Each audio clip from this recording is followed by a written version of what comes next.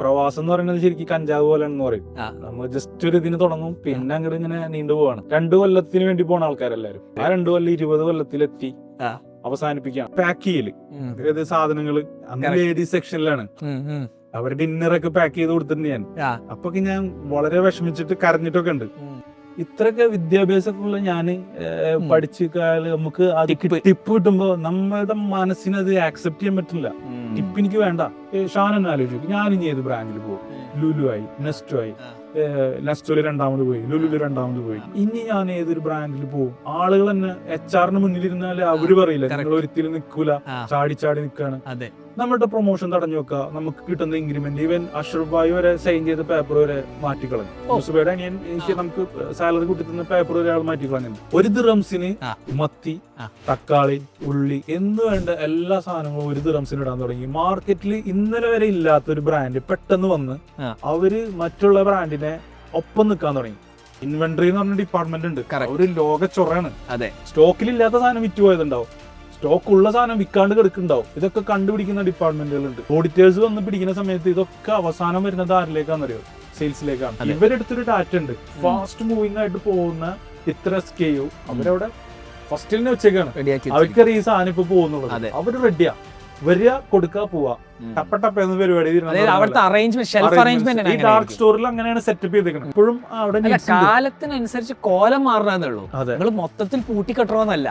നമ്മൾ ഈ ഒരു വെർച്വൽ റിയാലിറ്റിയിൽ ഹൈപ്പർ മാർക്കറ്റ് ഉണ്ടാക്കുന്നതിനേക്കാളും ടെൻഷനും പ്രശ്നമാണ് ഈ വെർച്വൽ റിയാലിറ്റി എന്താണെന്നുള്ളത് ആൾക്കാരെ പഠിപ്പിക്കാന്നുള്ളത്. കറക്റ്റ്.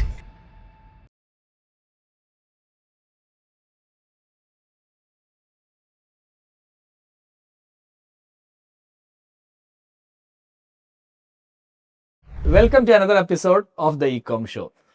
നമ്മൾ സ്ഥിരമായിട്ട് ലുലു, നെസ്റ്റോ, ബിസ്മി, റിലയൻസ് എന്നൊക്കെ പറയലുണ്ട്. ഇതൊക്കെ മേജർ ഹൈപ്പർ മാർക്കറ്റ് ചെയിൻസ് ആണ്. പക്ഷെ ഒരു ഹൈപ്പർ മാർക്കറ്റ് ചെയിൻ ഉണ്ടാക്കണമെങ്കിൽ, ഒരു ഹൈപ്പർ മാർക്കറ്റ് ഉണ്ടാക്കണമെങ്കിൽ ചുമ്മാ അങ്ങോട്ട് കുറേ സാധനങ്ങൾ കയറ്റി നിറച്ച് വിറ്റാ പോരാ. കാരണം അതിൻ്റെ സ്ഥലം എടുക്കുന്നത് തൊട്ടിട്ട്, ആ മൊത്തം സ്ട്രക്ചർ സെറ്റ് ചെയ്യുന്നത് തൊട്ടിട്ട്, അവിടെ ഓരോ റാക്കിലും എന്ത് കയറണം, മുന്നിൽ എന്ത് വരണം, ബാക്കിൽ എന്ത് വരണം, സ്റ്റാഫിന് എങ്ങനെ ട്രെയിൻ ചെയ്യണം, കാറ്റഗറീസ് എങ്ങനെ അസൈൻ ചെയ്യണം, ഇങ്ങനെ 100,000 കാര്യങ്ങളുണ്ട് ഒരു ഹൈപ്പർ മാർക്കറ്റ് സെറ്റ് ചെയ്യാൻ. അതുകൊണ്ട് തന്നെ ഇന്ന് നമ്മൾ പോഡ്കാസ്റ്റ് കൊണ്ടുവന്നത് സബീർ ഇബ്രാഹിം എന്നുള്ള ഹൈപ്പർ മാർക്കറ്റ് കൺസൾട്ടൻ്റാണ്. Sabeer, welcome to the show. Thank you very much. നിങ്ങളെ കഥ പറയും, നിങ്ങൾ എവിടെ നിന്നാണ് നിങ്ങളെ പരിപാടികൾ തുടങ്ങണേ? Before we get into consultancy part. അതെ. ഫസ്റ്റ് തന്നെ ആദ്യമായിട്ടാണ് ഞാൻ നാട്ടിൽ വന്നതിന് ശേഷം പോഡ്കാസ്റ്റിൽ ഇരിക്കുന്നത്. UAE-ലാണ് നമ്മുടെ കോർ ഏരിയ. UAE പറിച്ചു നട്ടപ്പെട്ട ഒരു പുതിയൊരു എക്സ് പ്രവാസിയായിട്ട് വരികയാണ്. ഞാനും ഇത് 2018 UAE പോകുന്ന ആളാട്ടോ. 10 UAE-ലായിരുന്നു. Okay, good. അപ്പോ പ്രവാസം എന്ന് പറയുന്നത് ശരിക്കും കഞ്ചാവ് പോലെയാണെന്ന് പറയും. നമ്മൾ ജസ്റ്റ് ഒരു ഇതിന് തുടങ്ങും, പിന്നെ അങ്ങോട്ട് ഇങ്ങനെ നീണ്ടുപോവാണ്. 2 കൊല്ലത്തിന് വേണ്ടി പോണ ആൾക്കാരെല്ലാരും. ആ 2 കൊല്ലം 20 കൊല്ലത്തിലെത്തി അവസാനിപ്പിക്കാം. മുഴുവനായിട്ട് അവസാനിപ്പിക്കില്ലെങ്കിലും നമ്മൾക്ക് ഇവിടെ ഹൈപ്പർ മാർക്കറ്റിൽ ഒരുപാട് പ്രശ്നം ഉണ്ടെന്നുള്ളത് മനസ്സിലാക്കിയിട്ട് ഇവിടെ നിന്ന് ഓപ്പറേറ്റ് ചെയ്യാൻ പറ്റുന്ന പ്രശ്നങ്ങൾ ഇവിടെ നിന്ന് ഓപ്പറേറ്റ് ചെയ്ത് കൊടുക്കുക. ഇവിടെ തന്നെ നമ്മളെ നാട്ടിൽ തന്നെ കുറെ പ്രശ്നങ്ങൾ ഉണ്ടെന്നുള്ളത് ഒരു ഓപ്പർച്യൂണിറ്റി ആയിട്ടാണ് ഞാനിപ്പോ നാട്ടിൽ കൂടുതലും സ്പെൻഡ് ചെയ്യുന്നത്. എന്റെ ടീം ഇവിടെ തന്നെയാണുള്ളത്. എന്റെ കഥ സ്റ്റാർട്ട് ചെയ്യുന്നത് ശരിക്കും ഞാൻ റീറ്റെയിൽ ഫീൽഡിലേക്ക് വരുന്നത് 2005-ലാണ്. 2005 ഒക്ടോബർ 10 സാധാരണ ഒരു ജോലിക്ക് കിട്ടി പോണ ഒരു പയ്യൻ ലുലു ഹൈപ്പർ മാർക്കറ്റിലേക്ക് പോവാണ്. ഒരു ബാഗ് ഉണ്ട്, കുറച്ച് ചിപ്സ് ഉണ്ട്, സോപ്പ് ഉണ്ട്, സാധനങ്ങളൊക്കെ ആയിട്ട് പോവാണ്. നമ്മള് സാധാരണ അച്ചാറൊക്കെ ആയിട്ട് പോവാണ്. അവിടെ പോയി നമ്മൾ ചെല്ലുമ്പോ സീനിയർ ആയിട്ടുള്ള ഒരുപാട് ആളുകളുടെ ഇടയ്ക്കാണ് നമ്മൾ ഒന്നും അറിയാത്ത ഞാൻ ചെന്ന് വിടുന്നത്. ഗ്രാജുവേഷൻ കഴിഞ്ഞ ഉടനെ പോവാ. ഞാൻ ഡിഗ്രി കംപ്ലീറ്റ് ചെയ്യാത്ത സമയത്താണ് ഞാൻ പോണത്. സെക്കൻഡ് ഇയർ ആയിരിക്കുന്ന സമയത്ത് ഞാൻ പിന്നീട് അവിടെ നിന്ന് എഴുതിയെടുക്കുകയാണ് ഉണ്ടായത്. ഓക്കെ, അപ്പൊ നിങ്ങൾ എങ്ങനെയാണ് ആ ജോലി നിങ്ങൾക്ക് കിട്ടുന്നത്? സാധാരണ അന്നൊക്കെ ലുലുവില് ക്യൂ നിർത്തലും സെലക്ട് ചെയ്യലൊക്കെയാണ്. യൂസുഫ് തന്നെ സെലക്ട് ചെയ്യാം. ആ സമയത്ത് 2005 2004 വാപ്പാക്ക് വേണ്ടിയിട്ടായിരുന്നു ജോലി നോക്കിയിരുന്നത്. എന്റെ ഫാദറിന് സാമ്പത്തികമായിട്ടുള്ള പ്രശ്നങ്ങളൊക്കെ ആയിട്ട് വാപ്പ പോവാന്നുള്ളതിലായിരുന്നു. നമ്മള് മലബാറുകാർ അങ്ങനെ തന്നെയാണല്ലോ, ഗൾഫ് പോകാന്നുള്ളതാണ്. അൺഎക്സ്പെക്ടഡ്ലി ഒരു ആക്സിഡന്റ് പറ്റി, കാലിൽ സ്റ്റീൽ ഇടേണ്ടി. അപ്പൊ നമ്മുടെ സാമ്പത്തിക സ്ഥിതി വളരെ മോശമായി. ആ സമയത്ത് ഞാൻ കമ്പ്യൂട്ടർ പഠിപ്പിക്കാനൊക്കെ ആയിട്ട് പോയിരുന്നു. അപ്പോ വാപ്പാനോട് ഞാൻ പറഞ്ഞു ഞാൻ പോവാം, വീട്ടിൽ നിന്ന് ഞാനാണ് പിന്നെ മൂത്താള്. എനിക്കന്ന് 18 വയസ്സ് കഴിഞ്ഞിട്ടുള്ളൂ. ഞാനപ്പോ ഡിഗ്രി സെക്കൻഡ് ഇയർ ആണ്.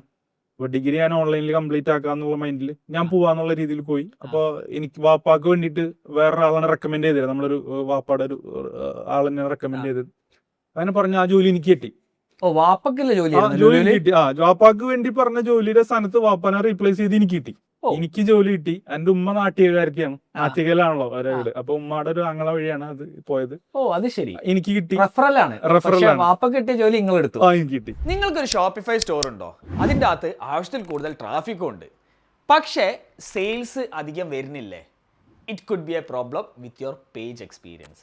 fixmystore.com എന്നുള്ള AI ഫംഗ്ഷനാലിറ്റിയുള്ള ടൂള് എക്സാക്ട്ലി ഈ പ്രോബ്ലംസ് ഫൈൻഡ് ഔട്ട് ചെയ്തിട്ട് നിങ്ങളുടെ കൺവേർഷൻസ് കൂട്ടാനുള്ള ഒരു മെക്കാനിസമാണ്. ഇന്നത്തെ എപ്പിസോഡിന്റെ സ്പോൺസറും fixmystore.com ആണ്. ഇതിന്റെ കൂടുതൽ ഡീറ്റെയിൽസ് ഡിസ്ക്രിപ്ഷൻസിലുണ്ട്.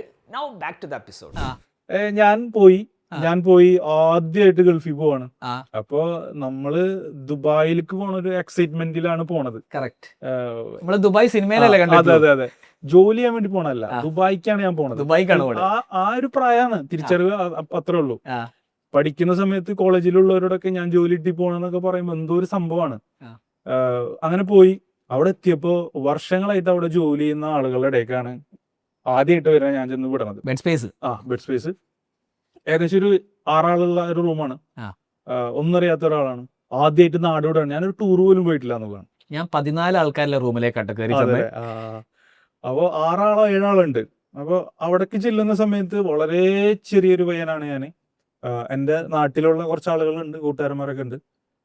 അങ്ങനെ അവിടെ കയറി അവരുമായിട്ട് പൊരുത്തപ്പെടാനുള്ള ഒരു സാഹചര്യങ്ങളിലേക്ക് ഇങ്ങനെ പോയിക്കൊണ്ടിരിക്കുകയാണ്. കയറി ഫസ്റ്റ് എനിക്ക് കിട്ടിയത് ഈ ടാങ്കിൾ കണ്ടപ്പോ എനിക്ക് ആദ്യം ഓർമ്മ വന്ന സംഭവം റമദാന്റെ സമയത്താണ് ഞാൻ ചെല്ലുന്നത്. റമദാന്റെ സമയത്ത് റമദാൻ കരീം എന്നുള്ള ടാങ്ലേഴ്സ് ഇങ്ങനെ തൂക്കും, ഇങ്ങനെ ഇങ്ങനെ ഷോപ്പിടും. അപ്പൊ ഹൈപ്പർ മാർക്കറ്റ് ഇങ്ങനെ വലിയൊരു ഏരിയ ആണല്ലോ. ഏരിയയിൽ ഇങ്ങനെ തൂക്കുന്ന സമയത്ത് എനിക്കാണ് ആ ഒരു പണി ആദ്യം കിട്ടിയത്. ഇത് കമ്പനി അക്കോമഡേഷൻ ആയിരുന്നു? അക്കോമഡേഷനും ഫുഡ് ഒക്കെ അടിപൊളിയാട്ടോ, അതൊക്കെ നല്ല സെറ്റപ്പാ. അപ്പോ നമുക്ക് അന്ന് തന്ന ജോലി, അന്നാണെങ്കിൽ ഞാൻ അത്യാവശ്യം കമ്പ്യൂട്ടർ പഠിച്ചിട്ടുണ്ട്, ഡിഗ്രി പഠിച്ചുകൊണ്ടിരിക്കുകയാണ്. അപ്പോ നമ്മളെപ്പോഴും നാട്ടില് പൊതുവെ ഒരു ചൊല്ലുണ്ട്, നമ്മൾ നല്ലോണം പഠിച്ച ആളുകൾക്ക് നല്ല ജോലി കിട്ടും, കയറുമ്പോ തന്നെ നല്ല ജോലി കിട്ടുന്ന ഒരു ഇതിലാണ് നമ്മൾ പോണത്. പക്ഷെ നമുക്ക് ഫസ്റ്റ് കിട്ടിയ ജോലി ഒന്ന് പാക്ക് ചെയ്യല്, ഏത് സാധനങ്ങള് അന്ന് ലേഡീസ് സെക്ഷനിലാണ്. അവരുടെ ഡിന്നറൊക്കെ പാക്ക് ചെയ്ത് കൊടുത്തിട്ടുണ്ട് ഞാൻ. അപ്പൊ ഞാൻ വളരെ വിഷമിച്ചിട്ട് കരഞ്ഞിട്ടൊക്കെ ഉണ്ട്. അന്ന് തന്നെയാണ് പിന്നെ എന്നെ അടുത്ത് സൂപ്പർവൈസർ പറഞ്ഞു ഡാംഗ്ലേഴ്സ് ഇടണം, ടീമായിട്ട് പൊക്കോളാൻ പറഞ്ഞു. പൊസിഷൻ എന്തായിരുന്നു ആ സമയത്ത്? ഞാനൊരു സെയിൽസ് സ്റ്റാഫ് ആയിട്ട് പോണത്, ട്രെയിനിയാണ്. അപ്പൊ നമുക്ക് എല്ലാം പഠിക്കണമല്ലോ. എന്നോട് പറഞ്ഞ് ഡാംഗ്ലർ ഇടണം എന്ന് പറഞ്ഞപ്പോ ഒരു ലാഡർ ഉണ്ട്, ട്രോളി ലാഡർ, അതിൽ കയറിയിട്ട് ഇങ്ങനെ ഇട്ടോണ്ടിരിക്കുകയാണ്. സത്യം പറഞ്ഞാൽ കരഞ്ഞുപോയി. അതിന്റെ ഇടയിൽ ഒരു ബ്രേക്ക് എടുത്തിട്ട് ഓടിപ്പോയി ബാത്റൂമിൽ പോയിട്ട് കരഞ്ഞ്, വാഷ്റൂമിൽ പോയിട്ട് കരഞ്ഞ്. ആ കരഞ്ഞ് അന്ന് തന്നെ ഞാൻ വീട്ടിലേക്ക് വിളിച്ചിട്ട് തിരിച്ചു വരണം, നടക്കൂല. പക്ഷെ വീട്ടിലെ സാഹചര്യം അതിനേക്കാളും ബുദ്ധിമുട്ടാണ്. അവിടെയും കരയാണ്, ഇവിടെ വന്ന ഇവിടെ പ്രശ്നമാവുന്നുള്ള രീതിയിൽ എന്ത് പിടിച്ചു നിക്കണം എന്നുള്ളൊരു ഓപ്ഷൻ അല്ലാണ്ട് വേറൊരു വഴിയില്ല. പിടിച്ചു നിന്നേ പറ്റുള്ളൂ, ജീവിക്കണമെങ്കിൽ പിടിച്ചു നിൽക്കണം. പിന്നെ അതിൽ തന്നെ പെട്ട ഒരാളെന്നോട് പറഞ്ഞു ഞങ്ങളും ഇതേപോലെ തന്നെ വന്നാണ്, ഇനി പോണതിനെ കുറിച്ച് ചിന്തിച്ചിട്ട് കാര്യമില്ല, ഇവിടെ നിൽക്കുക, അത്യാവശ്യം 1 കൊല്ലെങ്കിലും എങ്ങനെയും പിടിച്ചിക്കുക. അത് ഒരു ഒരു ഒരു സ്വാന്തന വാക്കാണ് അത്. 1 കൊല്ലെങ്കിലും എങ്ങനെയും പിടിച്ചിക്കുക. 1 കൊല്ലം കഴിഞ്ഞിട്ട് എനിക്ക് വായിക്കോളൂ, അതവർക്കറിയാം. അപ്പൊ അങ്ങനെ 1 കൊല്ലം പിടിച്ചിക്കാന്ന് വിചാരിച്ചിട്ട് എണ്ണാൻ തുടങ്ങി. അപ്പൊ അതിന്റെ ഇടയിൽ വേറെ ആൾക്കാർ വരും, റാഗിങ് പോലെ. ഇനിയിപ്പോ 2 കൊല്ലം കുബൂസ് തിന്നണ്ടേ, ഇന്നലെ എന്തായിരുന്നു ഫുഡ്, വീട്ടില് ചോറായിരുന്നു മീൻ. അപ്പൊ അതൊക്കെ കേൾക്കുമ്പോ നമുക്ക് പ്രാന്താവും. അപ്പോ കഷ്ടപ്പാടൻ, ബുദ്ധിമുട്ട്, വീട്ടിലെ പ്രശ്നങ്ങള്, ഇവിടുത്തെ പ്രശ്നങ്ങള്, ഡാംഗ്ലർ ഇടുന്നത്, നമ്മൾ പഠിച്ച ജോലിയല്ല കിട്ടിയിട്ടുള്ളത്. ആ സമയത്ത് വേറെ വഴിയില്ല, പിന്നെ സഹിക്കുന്നേ പറ്റുള്ളൂ. ലുലു എന്ന് പറഞ്ഞൊരു ബ്രാൻഡിനെ സംബന്ധിച്ചിടത്തോളം പിന്നീട് എനിക്കുണ്ടായിരുന്നൊരു വാല്യൂ ഞാൻ പ്രതീക്ഷിക്കാവുന്നതിനേക്കാൾ അപ്പുറമാണ്. ഞാൻ അന്ന് ഡാംഗ്ലർ ഇട്ടില്ലേ, തൂക്കിയിട്ടത്, കവറിൽ പാക്ക് ചെയ്ത് കൊടുത്തത്, അത് ഞാൻ പഠിക്കാതെ ഞാൻ നേരിട്ട് പോയിട്ട് ഒരു സൂപ്പർവൈസറോ മാനേജറോ ആവുകയാണെങ്കിൽ എനിക്കിന്ന് നിങ്ങൾ നേരത്തെ ഇൻട്രൊഡ്യൂസ് ചെയ്ത ആളാവാനായിട്ട് പറ്റൂല. ആസ് എ കൺസൾട്ടന്റ് ഞാന് അടി മുതൽ മുടി വരെ പഠിക്കാൻ എനിക്ക് ആ ഒരു ബ്രാൻഡിനെ ഹെൽപ്പ് ചെയ്തെന്നുള്ളത്. ഒരു ഡാംഗ്ലർ ഇടുന്നവന്റെ വിഷമം എനിക്ക് എന്താണെന്നറിയാം. ഞാൻ ഈ ഡാംഗ്ലർ ഇടുന്നവന്റെ അടുത്ത് മോട്ടിവേഷൻ കൊടുക്കാൻ പോയാല് എനിക്ക് അവന്റെ വിഷമം അറിയില്ലല്ലോ. ഞാൻ ഡാംഗ്ലർ ഇടുന്നവന്റെ വിഷമം പഠിച്ച്, പാക്ക് ചെയ്യുന്നവന്റെ വിഷമം പഠിച്ച്, സെയിൽസ്മാനായിട്ട് സ്റ്റാർട്ട് ചെയ്ത് സെയിൽസ്മാൻ ആയിട്ട് സ്റ്റാർട്ട് ചെയ്ത സമയത്ത് എത്ര മാസം എടുത്തിട്ടുണ്ടോ? ഏകദേശം 1 year ഞാനൊരു സെയിൽസിൽ നിന്നു. 1 year ഞാൻ സെയിൽസ്. അതിന് മുമ്പ് നിങ്ങളൊരു ഡാംഗ്ലർ അടുത്ത പരിപാടി അത് ജസ്റ്റ് ഒരു ഇവന്റിന് വേണ്ടി ഒരു സംഭവമല്ല. റമദാനെ ഫോക്കസ് ചെയ്തിട്ട് ഡാംഗ്ലർ ഇടാണ്. ഡാംഗ്ലർ ഇട്ട് കഴിഞ്ഞ് നമ്മളെ സെക്ഷനിലേക്ക് പോകണം, സെക്ഷനിൽ വർക്ക് ചെയ്യാണ്. സെക്ഷനിൽ നിൽക്കുന്ന സമയത്ത് വെള്ളിയാഴ്ചയാണ് അവിടെ ഏറ്റവും കൂടുതൽ കസ്റ്റമേഴ്സ് വരുന്ന സമയം. ആ വെള്ളിയാഴ്ചകളിൽ ക്രൗഡ് കൂടുമ്പോൾ നമ്മളൊക്കെ പാക്കിങ്ങിലേക്ക് വിടും, ക്യാഷ് കൗണ്ടറിന്റെ പാക്കിങ്ങിലേക്ക് വിടും. പാക്കേഴ്സ് ഉണ്ടാവും, പക്ഷെ പാക്കേഴ്സ് ഒരു നിശ്ചിത പാക്കേഴ്സ് ഉണ്ടാവുള്ളൂ. എനിക്ക് ഡൗട്ടായി ക്യാഷ് കൗണ്ടറിൽ. അപ്പൊ നിങ്ങൾ ക്യാഷ് കൗണ്ടറിൽ ക്യാഷ്യർ ഇല്ല, cashier already Filipino ladies cashier ആണ്. അത് അവർക്ക് മാത്രമേ കൊടുക്കുള്ളൂ. അപ്പൊ അവർക്ക് ഇത് പാക്ക് ചെയ്ത് കൊടുക്കണം. തിരക്കുള്ള സമയത്ത് ബാഗിൽ ഇട്ട് കൊടുക്കല് വേറെ അസിസ്റ്റന്റ് ആയിട്ട് നിൽക്കണം. അപ്പൊ പാക്ക് ചെയ്തിട്ട് നമ്മൾ ഇത് ഇട്ട് കൊടുക്കും. ആ സമയത്ത് ഞാൻ പറഞ്ഞത് അണ്ടർ ഗാർമെന്റ്സ് ഒക്കെ പാക്ക് ചെയ്ത സമയത്ത് നമ്മളിതൊക്കെ അന്നൊക്കെ നമുക്കിത് വലിയൊരു വിഷമമുള്ള സാധനമാണ്. ഞാൻ വിഷമിച്ചിട്ടുണ്ട്. അത് കഴിഞ്ഞിട്ട് ഈ പാക്ക് ചെയ്ത സാധനം ട്രോളിയിൽ വണ്ടിയിൽ വെച്ച് കൊടുക്കണം. നിങ്ങൾ ഏത് ഔട്ട്ലെറ്റിലായിരുന്നു? ഫുജേറയിലാണ്.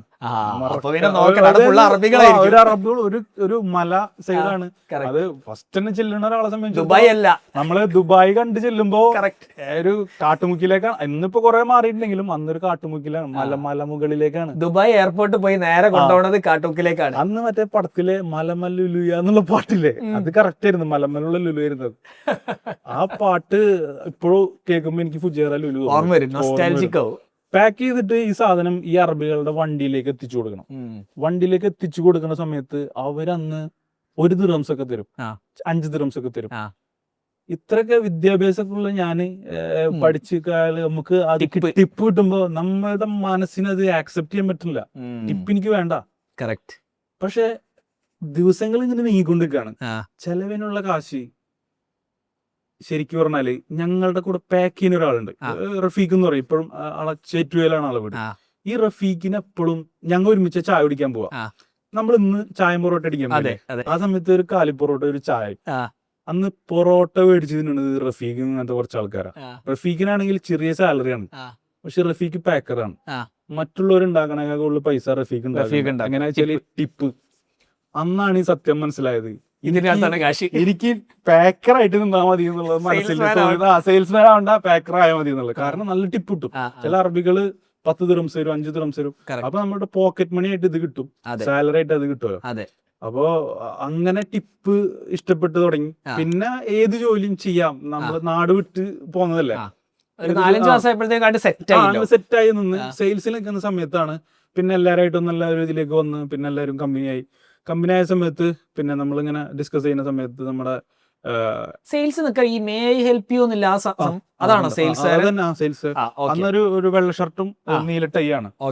അന്ന് ഇപ്പോഴും പല സ്ഥലത്തും വെള്ള ഷർട്ട് ഉണ്ടോ? അങ്ങനെ തന്നെ. ഇപ്പൊ ഈ ബ്രാൻഡ് പ്രൊമോട്ടേഴ്സിന് മാത്രമേ വേറെ ടീഷർട്ട് വരുന്നുള്ളൂ. ലുലുവിന്റെ സ്റ്റാഫിനൊക്കെ വെള്ള ഷർട്ടും നീല ടൈ, സൂപ്പർവൈസേഴ്സിന് ബ്ലൂ ആണ്.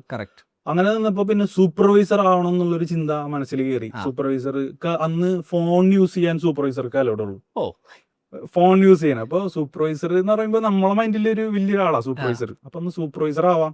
സൂപ്പർവൈസർ ആവണമെങ്കിൽ സെക്ഷനിലെ കാര്യങ്ങളൊക്കെ പഠിക്കണം. അങ്ങനെ നിൽക്കുമ്പോഴാണ് ഈ പ്രൊഡക്റ്റിന് ബാർകോഡ് എടുക്കാൻ വേണ്ടിയിട്ട് നമ്മൾ IT റൂമിലേക്ക് പോകും. ഡാറ്റ ആൻഡ് ട്രെയിൻ IT റൂമിലേക്ക് പോകുമ്പോ സ്റ്റിക്കർ എടുക്കുന്ന ആൾക്ക് കളർ ഷർട്ട് ഇടാം. നമ്മളൊക്കെ യൂണിഫോമാണ്. അവര് കളർ ഷർട്ട് ഒക്കെ ഇട്ടിട്ട് ഓഫീസിൽ വെറും ബാർകോഡ് അടിക്കലാണ് പരിപാടി. അവർക്ക് ഇൻവോയ്സ് എൻ്റർ ചെയ്യാ, വരുന്നവർക്ക് സ്റ്റിക്കർ എടുത്തു കൊടുക്കുക. അപ്പൊ ഈ പഞ്ചായത്ത് ഓഫീസിലൊക്കെ പോണ പോലെയാണ്. ഇവന്റെ ഒക്കെ മുഖം കാണാൻ ഭയങ്കര തിരക്കാണ്. സ്റ്റിക്കറൊക്കെ കിട്ടണമെങ്കിൽ അങ്ങനെ ഇങ്ങനെ ആ സമയത്ത് ഈ സമയത്ത്. അപ്പൊ നമുക്ക് ഇത് നല്ല ജോലിയാണല്ലോ, നമുക്ക് കമ്പ്യൂട്ടർ അത്യാവശ്യം അറിയുന്നതാണ്, നമുക്ക് ഈ ഒരു ജോലി കിട്ടണമെങ്കിൽ നല്ലതാണ് എന്ന് പറഞ്ഞ സമയത്ത് ഇതിനെ കുറിച്ച് അന്വേഷിക്കാൻ തുടങ്ങി. അപ്പൊ സീനിയർ ആയിട്ടുള്ള 1-2 ആളുകൾ എന്നോട് പറഞ്ഞിട്ടാ, നീ അത്യാവശ്യം ഇതൊക്കെ അറിയണല്ലേ, ഇനിയൊക്കെ വാക്കൻസി വരുമ്പോ നീ ചോദിച്ചിട്ടോ, ചിലപ്പോ കിട്ടും എന്നൊക്കെ പറഞ്ഞപ്പോ അന്ന് ഫുജേറന്ന് ഹെഡ് റീജിയണൽ ഓഫീസിലേക്ക് പോകണം, കിസൈസിലേക്ക് പോകണം. അത്യാവശ്യം ദൂരമുണ്ട് യാത്ര. സ്റ്റേഡിയത്തിന്റെ മുന്നിലുള്ള അവിടേക്ക് എത്തണമെന്നുണ്ടെങ്കിൽ നമുക്ക് ടാക്സിയും വണ്ടിയൊന്നും ഇല്ലാത്തൊരു സമയം. അവിടേക്കാണെങ്കിൽ ബസ്സില്ല. അപ്പൊ ഈ വെയർഹൗസിലേക്ക് പോണ വണ്ടിയാണ് നമ്മളെ ആശ്രയം. ഫുജീറന്ന് വെയർഹൗസിലേക്ക് വണ്ടി വെളുപ്പിനെ ഇന്ന് ജബലയിലാണ്, അന്ന് അവിടെ കിസൈസ് ദുബായ്. അപ്പൊ വെയർഹൗസിലേക്ക് പോണ വണ്ടിയില് പോയിട്ട് നാഷണൽ ബാങ്കിന്റെ അവിടെ ഇറങ്ങണം. അവിടെ നിന്ന് വേറെ വണ്ടിക്ക് അങ്ങനെ പോയിട്ടാണ് പോവാറ്.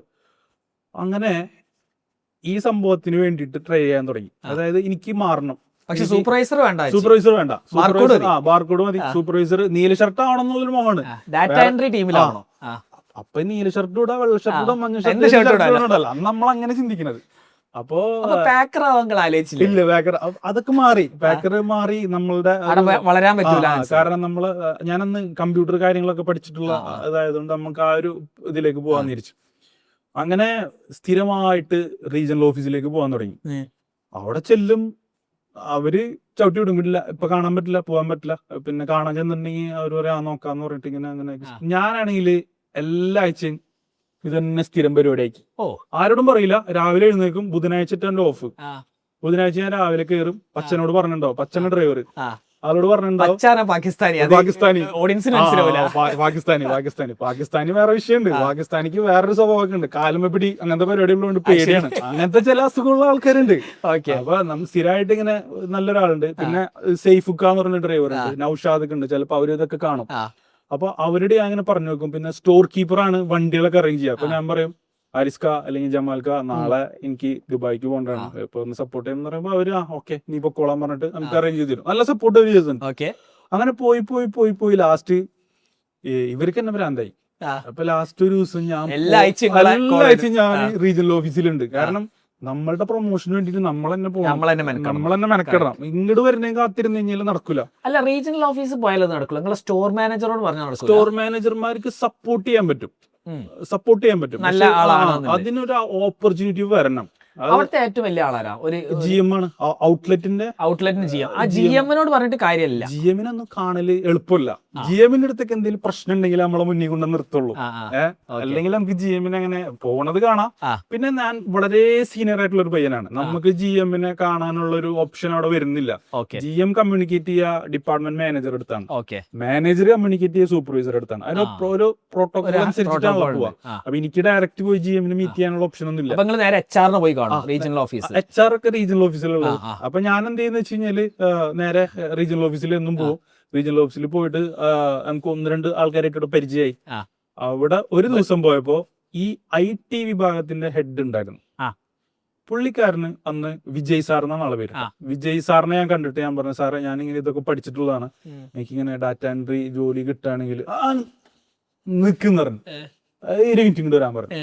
അപ്പൊ എന്നെ വിളിച്ചുകൊണ്ടുപോയിട്ട് പുള്ളിക്കാരൻ അന്ന് സലീം ഭായാണ് അവിടുത്തെ റീജിയണൽ ഡയറക്ടർ.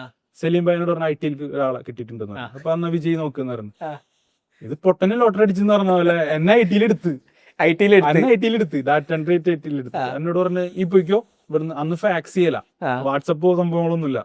ഇപ്പൊ അവിടെ ഫാക്സ് പോവും. പിന്നെ നിന്നെ IT-ലേക്ക് എടുത്തിട്ടുണ്ട്. അപ്പൊ ബാക്കി അവിടെ നിന്ന് മെസ്സേജും കാര്യങ്ങളും അങ്ങനെ ഞാന് IT-ൽ കിട്ടിയല്ല. IT-ൽ കിട്ടി. എന്റെ മൈൻഡില് സാലറി ഒന്നല്ല, അവിടെ ഷർട്ട് മാറും. ഷർട്ട് ആ ഒരു പ്രായം അതാണ്, 19 വയസ്സുള്ളൂ. ഷർട്ട് മാറും, ടിപ് ടോപ്പ് ആയിട്ട് നടക്കാം, അടിപൊളിയായിട്ട് പോവാ. സാലറിയിൽ ചെറിയൊരു വ്യത്യാസം ഉണ്ടാവും. സാലറി അല്ല നമ്മള് പ്രധാനം, ഷർട്ട് മാറലാണ്. അന്ന് 1200 സാലറി, 1200 സാലറി. ആ 1200 നമുക്ക് പ്രൊമോഷൻ കിട്ടുന്ന സമയത്ത് നമ്മുടെ സാലറിയിൽ എന്തായാലും നല്ലൊരു വ്യത്യാസം ഉണ്ടാവും. അപ്പൊ ഓക്കെ ഞാൻ അങ്ങനെ അവിടെ എത്തിയപ്പോ ഞാനിങ്ങനെ IT-ൽ കിട്ടി എന്ന് പറഞ്ഞ സമയത്ത് ചില ആളുകൾക്ക് അത് അംഗീകരിക്കാൻ പറ്റില്ല. കാരണം 10-15 കൊല്ലമായിട്ട് ആ വെള്ള ഷർട്ട് എടുക്കുന്ന ആൾക്കാരുണ്ട് അവിടെ. ഇത് അവർക്കൊക്കെ ഇങ്ങോട്ട് വന്ന് പ്രൊമോഷൻ കൊടുക്കണം. ഇത് നമ്മളെല്ലാ ആഴ്ചയും പോകണ്ടല്ല, എല്ലാ ആഴ്ചയും പോകുന്നുണ്ട്. എത്ര കാലം പോയിട്ടുണ്ടോ? ഏകദേശം ഒരു 3 മാസത്തോളം ഞാനിങ്ങനെ സ്ഥിരമായിട്ട് പോകുന്നുണ്ട്.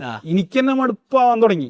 പിന്നെ ഞാനിതൊരു സ്ഥിരം പരിപാടി ആയതുകൊണ്ട് എല്ലാ ആഴ്ചയും പോകാൻ തുടങ്ങി. ഞാൻ പോയില്ലെങ്കിൽ പച്ചനോട് വിളിക്കും, വിളിക്കും. ഇതിന്റെ കൂട്ടത്തിൽ ഞാൻ സാധനം ആഡ് ചെയ്യാം.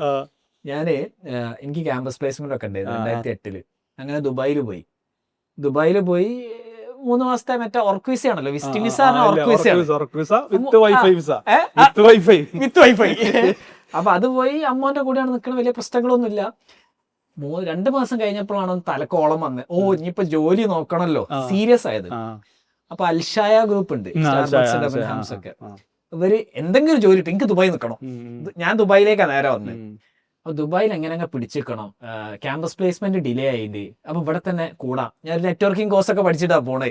എന്തെങ്കിലും ഒരു മറ്റേ ഡിഗ്രിനോടൊന്നും നടക്കൂല എന്ന് അന്ന് തന്നെ മനസ്സിലായിട്ട് വീട്ടൊക്കെ ഇരുന്ന്. അപ്പൊ അങ്ങനെ ഈ സെയിൽസുകാരെ മാസ് റിക്രൂട്ട്മെന്റ് നടക്കുക പേപ്പറിൽ വരും, ഗൾഫ് ന്യൂസിൽ വരും, ബുധനാഴ്ച ചൊവ്വാഴ്ച വരും. അപ്പൊ അൽഷായന്റെ mass recruitment H&M, next, Debenhams, Starbucks ഒക്കെ ഉണ്ട്. സെയിൽസ് അപ്പൊ ഞാൻ IT CV ആണ് ഉണ്ടാക്കി വെച്ചത്. അപ്പൊ ആ CV മൊത്തം മാറ്റി ഓക്കെ സെയിൽസിന് സ്യൂട്ടബിൾ ആയിട്ടുള്ള CV ഉണ്ടാക്കി. അതിൻ്റെ അകത്ത് എനിക്ക് തോന്നുന്നത് എന്റെ അക്കംപ്ലിഷ്മെന്റ്സോ മീൻസ് എന്തോ ഒരു സാധനം ഉണ്ട് താഴത്ത്, അതിനകത്ത് ഞാൻ കൊടുത്തിട്ടുണ്ട് CCNA EC BTech എന്നൊക്കെ കൊടുത്തിട്ടുണ്ട്, ഡിഗ്രി ഉണ്ടെന്ന് കാണിക്കാൻ വേണ്ടി. ഇങ്ങനെ സെയിൽസിന് പോയി. ഇത് മാസ് റിക്രൂട്ട് ഷാങ്ക്രില ഹോട്ടൽ, മറ്റേ ഇപ്പോഴും ഓർമ്മ അബുഹയിലില്ലേ മൊറക്കബാത്തിലെ ആ ഹോട്ടൽ, അവിടെ പോയി മാസ് HR മാനേജർ അൽഷാന്റെ ടോപ്പ് ടീംസ് മൊത്തം ഇരിക്കുന്നുണ്ട്. അപ്പം ആള് വല്ലാതെ കൂടി റൂമിന്റെ ഉള്ളിൽ. അപ്പൊ ഒരു ആൾക്കാരെ പറഞ്ഞു വിട്ടു തുടങ്ങി, CV തന്നോ ഞങ്ങൾ വിളിക്കാം. അങ്ങനെ HR മാനേജറാണ് വരുന്നത്, ഒരു ഇംഗ്ലീഷുകാരത്തിയാണ്. അവൾ വന്നിന്റെ CV നോക്കിയിട്ട് പിന്നെ യുവർ IT. അപ്പോൾ പെട്ടെന്ന് പോയ ഡിഗ്രിയിലേക്കാ. അപ്പൊ ഞാൻ IT ആണ്, പക്ഷെ ഇത് സെയിൽസിനാണ് വന്നത്. അല്ല I think we have A vacancy in IT പറഞ്ഞു. അപ്പൊ ഞാൻ പെട്ട് IT വേക്കൻസി ഉണ്ടോ?